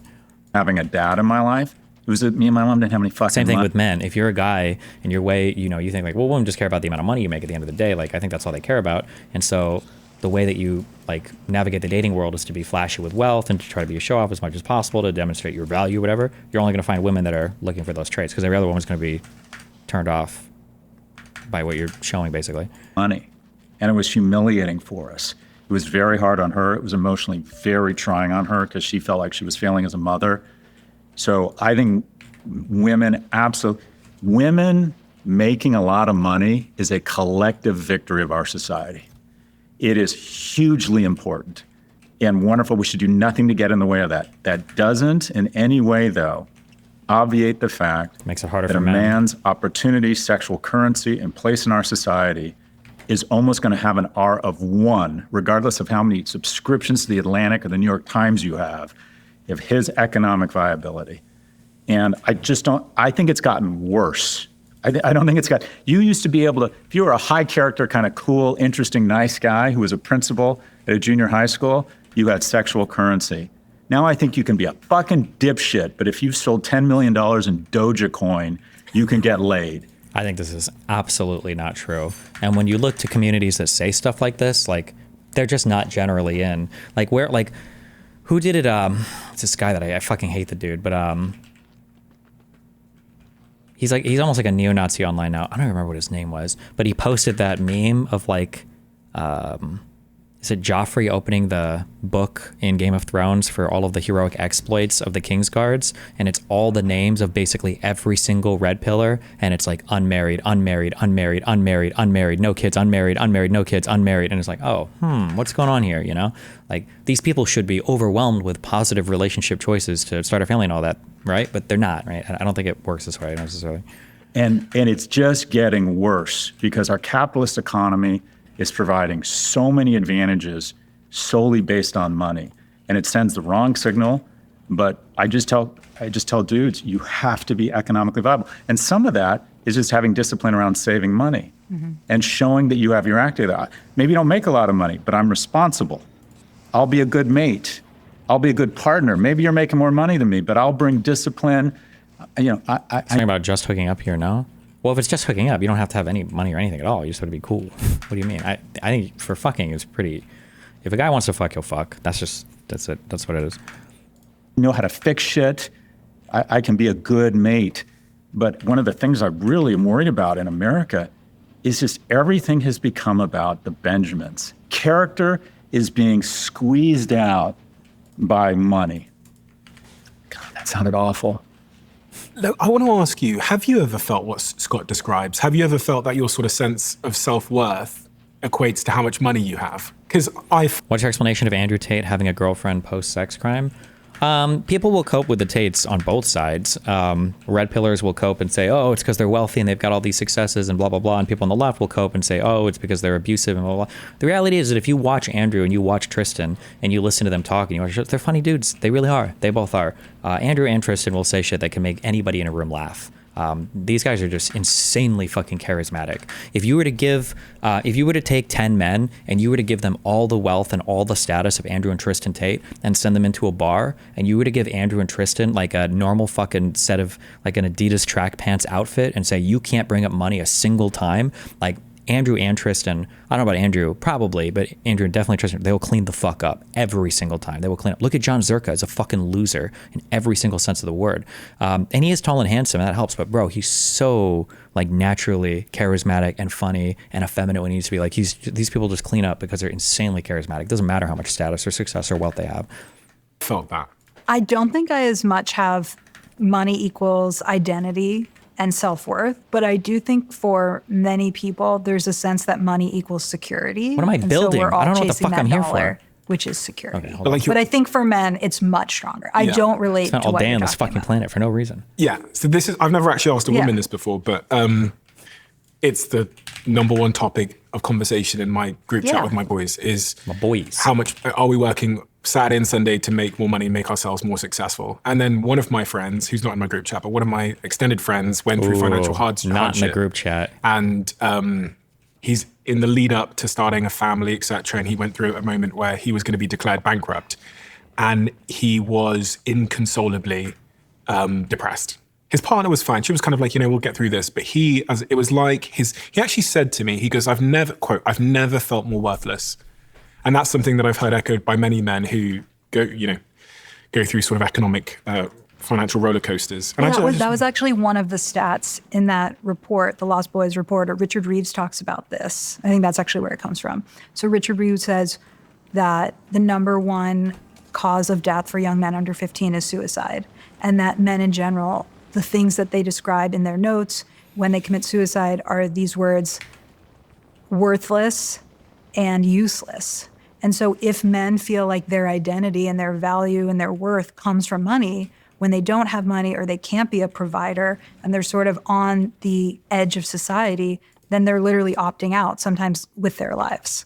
Opting out. Okay, I want to take the metaphorical iPad and ask you guys some questions because I feel like I've kind of said what I want to say about this topic, but I'm sure there are just millions of people that look up to both of you as symbols of masculinity. Scott, this is true, right? Moms talk to you all the time and say, how can I help my son? And so like, there's things that I want to know because this topic is the thing I'm most passionate about. I want to spend the next 5 years really helping with this supply problem and the mating gap, but I don't know that men will listen to me, but they will listen to you. So I want to learn from you. So if you could teach a dating boot camp to all guys and even talk about what you would have them unlearn, what are some of those messages? I would, a dating boot camp. Yeah, or being a human boot camp. Let's just extend We would have module 1, comedy. Ooh. Do you think Scott gets a sick fucking pump in between shots or before the podcast? What do you think? Look at this guy. I bet he brings like a pull-up bar with him. It's like, I gotta go to the bathroom, 1 second. You can hear him in the bathroom. Because the only thing that got me laid when I was broke was I was like slightly funny sometimes. Yeah, like, great. I could be broke and funny and I'd have like this could be improv. sunsets. This could be just this. Yeah, keep going. Something around confidence, which is just standing. I noticed that posture correlates to dating success. So I'd have men learn to stand up straight and to control their posture and take up more space. And I mean that in the nicest possible way, which is don't be shriveled. So like standing up straight, which is obviously one of the things that going to the gym does. It kind of pulls you out a little bit as well. Typical, but going out of fashion, male manners. Open up the door. I still open up the door for my girlfriend every single day, even though apparently they went through a phase where that was seen as like not okay to do. But I've always taken great pride in it. And funnily enough, opening up the door for my partner makes me feel good. I'm like doing it for selfish reasons. It makes me feel like a man. It makes me feel strong. Also, like when a bus comes, I love the fact that I put my hand across my girlfriend. That for me makes me feel like a man. I love that when we cross a road, I'm the one that's looking out. I love that I stand on the roadside of the pavement, etc. So there might be differences in different dating markets, so I don't take everything I say with a grain of salt, I guess. But like, I've never in my life found somebody, regardless of political persuasion, who doesn't, to some extent, like or enjoy or get some sort of like fulfillment out of performing our like default gender roles. I've found that almost every single person I've ever met enjoys that to some extent. That a man performing masculinity, a woman performing femininity, that almost everybody enjoys doing this, regardless of their political persuasion. So I teach men these kind of behaviors, and definitely going to the gym. And then, as Scott said, like entrepreneurship or making some money, that would be central to my boot camp. I'll give you one more. It would be conflict resolution. And this goes to like the emotional empathy point. One thing that I struggle with, Fuck, how do I or at empty least I these struggled faster? with The until fuck? my girlfriend coached me. And I did this podcast so many times that I learned some lessons, is just how to deal with conflict when the sparring partner is a woman. Because men in conflict, we have a certain way typically, but learning the skill of hearing and understanding your partner, and which is very difficult. And like, listen, this might just be me. I find it incredibly difficult to sit and to listen to my partner for 90 minutes when she tells me indirectly all the things I did wrong. I've had to learn the skill of doing that. Wait, well, hold on. Which is very difficult. And like, listen, this might just be me. I find it incredibly difficult to sit and to listen to my partner for 90 minutes when she tells me indirectly all the things I did wrong. I've had to learn the skill of doing that. Fuck that. And I sat here with someone who's a psychologist and said, they said to me, if you're a man, you have to learn the skill of sitting down for 90 minutes a week. Bullshit. And letting your partner tell you everything that they're feeling and going through. With Fuck my that. boys, we don't do that. Yeah. When we go on holiday, it is total silence. We're eating fucking Pringles and watching the game. But when I'm with my partner, and I'm sure when she's with her friends, it's talking. So I've developed this skill now of just like sitting and listening. And then sometimes I take notes. And then sometimes I repeat back to her what she just said to me. And this is totally alien to me. And it hurts when I do it. It like hurts. And I find it so uncomfortable. Like I find it really, really uncomfortable to do that. Even though this is something you spend hours Yeah. a week doing for your 100%. job. It's so unnatural to me. But you've worked on it. I've worked on it, yeah. I did it like 3 days ago. My girlfriend said, I was traveling around the world. Yeah. We were in, I don't even know what country we were in. She goes, I've got some things I want to talk about. Can we put some time in the calendar? Do you have 60 minutes? I've got off stage in Sweden. I put in 60 minutes into my calendar. She video calls me and she talks to me for about 45 minutes. I don't have anything to say. I'm so tired. And I just sit there and listen. Holy and in between shit. the lines, it's like things I could do better. She's not blaming me or anything, but it's hard for me. Fuck that. My boys would never do that. That's toxic. Our friendship isn't contingent on those things. So that's what I would say. I love that. Like, I don't know if that you relate to that, but I think about this a lot with my boys, and I think kind of the three legs of the stool are provider. I'm probably over focused on the economics. That doesn't necessarily mean making a lot of money, but at least being disciplined and responsible about it. Developing skills, certification, having a plan, right? Don't be the guy ordering a bottle of Grey Goose at 2 a.m. Like, I'm going home because I got to get up. You know, I have a plan, and you know, I have a vision for how I'm going to be a good provider. Protector, good manners. Your default system is protection. You constantly speak well of people behind their backs. You hear someone being critical of someone. I don't know why people have developed this reflex. I don't think you ever look good shitting on people. I don't know why insecure people develop that reflex where when they're not in somebody's presence and they're with somebody else, they think that if they shit on another person, it makes them look better. I think it almost always makes you look bad. if you're the kind of person to speak kindly or highly of other people when those other people aren't around, I think that almost always makes you look better. I don't know where that reflex was developed from. Else, your inclination is to defend them. You don't demonize special interest groups. Your default setting, if somebody needs help anywhere or is being threatened, it's so heartbreaking to me that women feel unsafe when they see men. When they see a group of men coming down the street, surveys show women are inclined to cross the street.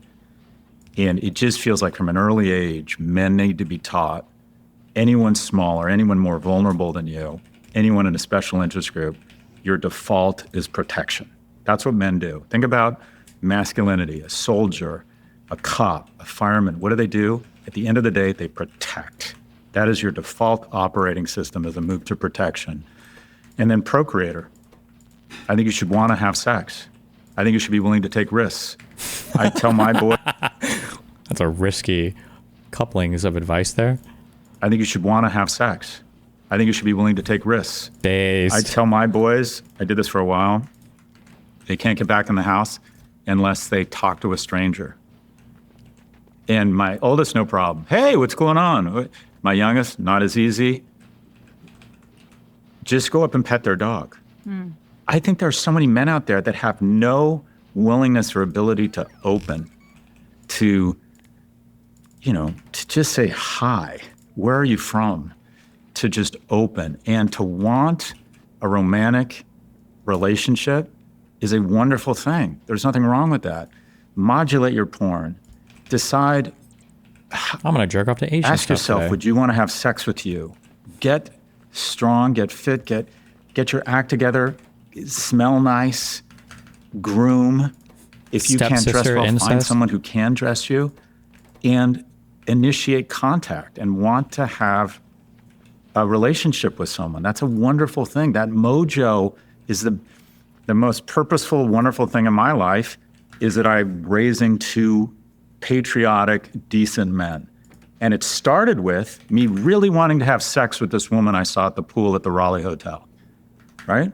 And I know that sounds crass. It's like, I looked at her and thought, I am really attracted to this woman, so I'm going to take a risk. In the middle of the day, without the benefit of alcohol, I'm going to walk up and introduce myself to her and another guy and a woman she was with. Hey, where are you guys from? And then 18 months later, our first son was born, middle name Raleigh, after the hotel. Take risks. Want to have mating opportunities. You're a provider. Your default system is a protector. And there's nothing wrong with wanting to be a procreator. I love everything you said. And then one thing that was going through my head as you said it was, it feels really sad that in this moment in time, we have to tell people to become procreators. Don't you feel like there's something sick in our society if that has to be taught? Evolutionarily, all of our software is towards procreation. Like that is how we are wired. Yet people are so sick from the food that they eat, from all the medications that people are on, from all the porn. I feel like that got a little bit weird, but okay. Pornography, from all the technology, that you literally have to teach your sons the importance of procreation. And that's why I'm here, and that's why I'm really freaked out by all of this stuff, because we are at a point in society where in South Korea, of 100 people of childbearing age, they are going to produce 12 grandchildren based on a 0.7 birth rate. And the fact that you talk about the P of procreation, like I'm so worried about our society. It's 60% of 30-year-olds 40 years ago used to have a kid. Now it's 27%. Damn. So when I was on the plane on the way here, I told this woman who was sitting next to me what I was going to be talking about. And her gut reaction was, oh, why do we have to worry about that? Women are doing better than men. Like, great, let us do that for the first time in history. Like, her gut reaction was, why is this a problem? Then I started telling her these stats around lowest marriage rate. We're approaching the lowest marriage rate in U.S. history. The birth rate has gone down 20% in 20 years. And she didn't know these numbers. And I feel like people are afraid to talk about this topic because they think it's a zero-sum game where when men lose, crazy how women that comes win, up so and much, vice the versa. zero-sum game But right bullshit. now, we're all losing. There's huge economic impact, too, because it used to be 12 people working age to support every senior. Now it's 3 to 1. If we don't have kids, we're going to go into economic decline. Yeah, South Korea is replacing its nursery schools with its nursing homes. Like, they are the anti-example for us, and I think people need to be paying attention. By 2050, about What do you mean by that? What? That everybody views everything as a zero-sum game in society now. Everybody feels like if somebody's winning, it must mean they're losing. And so everybody wants to fuck everybody over. 40% of the population will be senior citizens, and the labor force could have halved within the next 40 years. The Bank of Korea warns that if current trends persist, the Korean economy could begin contracting in 10 years' time. And this presents a national service risk as the country relies on its conscripted military. And this will fall by hundreds and hundreds of thousands of people by 2025. It'll half, oh my gosh, could fall from 250,000 troops to 125,000 troops. Politics is the last thing I wanted to talk about, and how this sort of intertwines with everything we've talked about today. Obviously, Trump is now in power. And as we saw in the data, and it was touched on earlier on, young men have become more right-leaning and more conservative than ever before. The left hasn't necessarily offered the best vision of masculinity to young men, as something Scott's talked about previously. I was wondering, I think this morning in the hotel, I was like, how is the left going to get men back? Is that possible?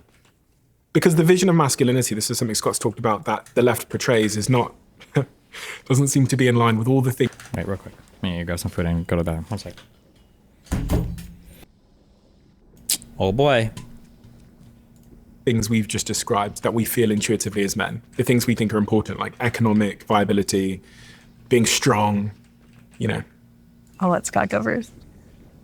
Well, on the right, they've conflated masculinity with coarseness and cruelty. Violence. The two kind of role models, you know, President Trump, who in my opinion demonstrates a lack of grace and a lack of empathy and a lack of kindness. And Elon Musk is currently being sued by 2 women for sole custody of their kid because he hasn't seen the kid. I mean, those are the role models we want for young men?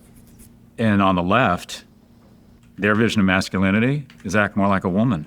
I don't think that's helpful either. True. I went to the Democratic National Convention, and there was a parade of special interest groups. Everyone was represented. Except for the group that needs the most representation right now, in my view, and that is young men. If you go to the DNC website, they list 16 special interest groups, and they say, who we serve. They call it out, who we serve. Asian Pacific Islanders, seniors, the disabled, immigrants, Black Americans. And I added it up. It's 74% of the US population. And when you say you're actively advocating for 74%, you're not advocating for the 74%, you're discriminating against the 26%. And who are the 26%? Young men. Is this a consequence of DEI?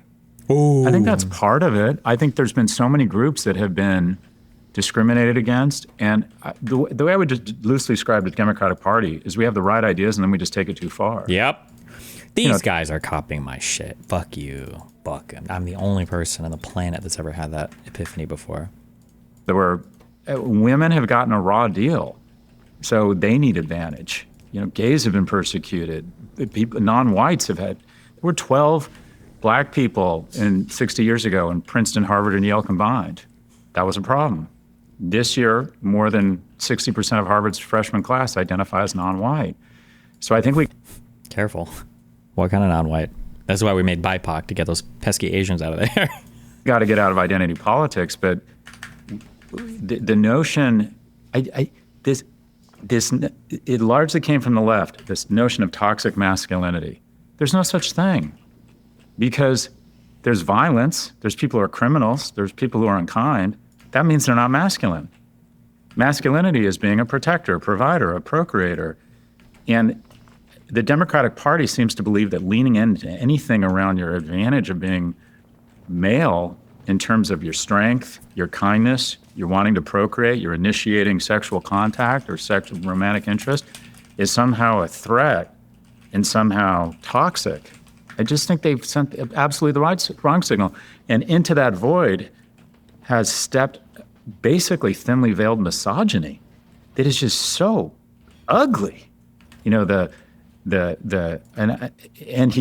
Trump flew right into it. The reason Trump won this election, in my view, is the groups that pivoted hardest from blue to red, 2020 to 2024, were Latinos who were sick of being categorized by their identity. But You mean numbers 2 and 3 Latinxes, were right? people under the age of 30, especially males, who are not doing very well and feel like Donald Trump feels their pain, and women age 45 to 64. And my thesis is that's their mothers. Because if your son isn't doing well, you don't care about territorial sovereignty in Ukraine or transgender rights. You just want to change. My son isn't doing well. Those are the people that whisper to me in the streets about these conversations. It's the 40 to... Can we stop doing that? Listen, liberals need to do better, and I agree with all that. Okay, yes, we do. But can we please stop with this? These are the things that people say, that they whisper because nobody... But shut the fuck up, okay? This is the second time Trump's been president. Stop pretending like these people are the marginalized people who are too scared to let their opinions be known. Please stop with this fucking myth, okay? None of these people are shy. None of these people are too scared to share their fucking opinions. Stop with this. It is cringe. 55-year-old mother who has a son who doesn't feel like she can speak up, but says to me privately that she's worried about her kids. And actually, we had some mothers write in, all of which wanted to stay anonymous, saying this exact same thing. They've got an 18-year-old son, they're super concerned. They've got a 16-year-old son, the son looks lost. As the stats show from the report, they're not leaving home in the same way that women, their daughters leave home, but they don't know what to do about it. So for those parents that are listening now, we can't change society. What would you recommend a parent of a young boy does? First thing is forgive yourself. There's this natural part of a separation where, and I think this is true of girls, but especially boys, where to make the separation easier, we don't get along with our parents in our senior year in high school. And that doesn't mean your son doesn't love you. That doesn't mean your son's not going to figure it out. They won't. But to forgive yourself. But going back to more actionable things, try and get men involved in his life. And then, dumb stuff like my mom made sure I was in Boy Scouts. My mom, when I got cut from the high school basketball and football team, she enrolled me in city leagues so I could continue to play sports. But it was mostly, she was ensured that I had men in my life. And I think that was really, really important for me. But, I would just say that I feel like I need to coach men more. What I say to boys, one of the first things I say to boys, I had lunch with someone who's a fairly famous news anchor and her son. And I asked the mom to they started going at it. And I asked the mom to excuse herself. And I said to the mom, you realize this is the only person in your life ever that wants you to be more successful than you. You just got to cut this shit out. This woman is not your enemy. And I heard that, and I was a bit ashamed because I remember being such an asshole to my mother, Wait, I misunderstood that story. Somebody else? Another guy said this? Hold on. To excuse herself. And I said to the mom, you realize this is the only person at it. And I asked the mom to excuse herself. And I said to the mom, you realize this is the only person in your life. This woman is not your enemy. And because I remember and I heard that, and I was a bit ashamed because I remember. Oh, he was just ashamed of himself. Okay, gotcha. I got it. Being such an asshole to my mother, So I think I could say that to him because I could look him in the eyes and say, "What the fuck are you doing?" So I just think that male involvement for single mothers, and I think men are really willing to get involved. I think there's something else happening there too that parents don't ever want to talk about, and I'm a firm believer in this. I don't think this has anything to do with men or women. I think that you need to, kids are very smart and they can learn things and they learn how to speak, and they, even without going to school, they learn, kids can absorb so much information. You owe your kids real explanations for the things that you say. And when people are like, don't talk back to your mom or don't talk back to your dad because it's rude. Fuck you. What do you mean because it's rude? You motherfuckers are rude sometimes. I feel like people just treat kids like retards, and you just tell them oh, just do this because it's what you're supposed to do. Having somebody explain something like that to you is a much better, maybe being a guy, especially if it's to a guy, maybe it helps to hear it from a guy for sure. I would grant that. But just having somebody explain bro, this is your mom. She loves you. And this woman's probably sacrificed a ton for you. And she's the only person that gives a fuck about you. Okay. So what the fuck, dude? That's a much better kind of talk down than just treat your parents with respect because they are your fucking parents. Okay, fuck you. Okay. Who cares? That they were my parents. They gave birth to me. But anybody can have kids, whether it's someone down the street, a coach, a sibling, your brother, whatever it is. But I do think, again, the research shows that the point of failure is when a boy loses a male role model. And also to forgive yourself. Being a single parent with a son, I think that's hard. I just think it's hard. Mm-hmm. Logan, you've got some questions I can see written Oh, on a piece of yeah. paper. I do have some questions for Scott, but I would love for you to answer them too. I agree with your Sam, but there has to be a better way to do it than by guilt tripping the kid. Oh, I don't know. I don't view that as guilt tripping, I guess. Do you view that as guilt tripping? Maybe it feels guilt trippy. I view it more as like, hey, like this is an important person in your life who is like looking out for you, and they're trying to like. Do you think is your parent just saying this because they hate you? Like, I don't know. That's how I view it. But I guess maybe people view it differently. So one of them is, what is something about being a man that you learned growing up that you have had to unlearn? And I'm wondering specifically in how you're raising your sons to avoid some of those things. I think a great proxy for masculinity. You know what? Actually, there's a difference between guilt tripping and there's a difference between making somebody feel guilty. And I think making somebody feel guilty is good, because if you've made somebody feel guilty, what you've done is you've managed to communicate to them that there's something you're doing that you should be ashamed about. Like there's something that you're doing that like this, like you should know better than this. You're a better person than this. In my mind, guilt tripping somebody is when you're trying to make somebody feel bad for some shit that they either shouldn't feel bad about or they're just not going to feel bad about because you haven't sold the argument to them or because you're giving them a shitty argument. Like telling somebody like, you should be nice to your mom because she's your mother and blah, blah, blah. And like that feels kind of like guilt trippy, I guess. But if you like give somebody a compelling reason for why they should be nice to their parents, and I think there are compelling reasons for why you should be good to your parents, and they end up feeling guilty as a result of that, I think that's okay. It's not bad to feel guilty, right? It's a part of the learning process. Masculinity and manhood is, and Richard Reeves introduced me to this, I think it's so powerful, and that is surplus value. It's not about a religious ceremony, it's not about having sex, it's not about an age, it's about getting to the point of surplus value. You create more tax revenue than you absorb. I say to my boys, you're negative value. Look at all the resources going into you. Look at all the love. We love you so much more than you love us. True. Your teachers are spending all this time and energy, and you aren't giving anything back. At some point, that needs to pivot.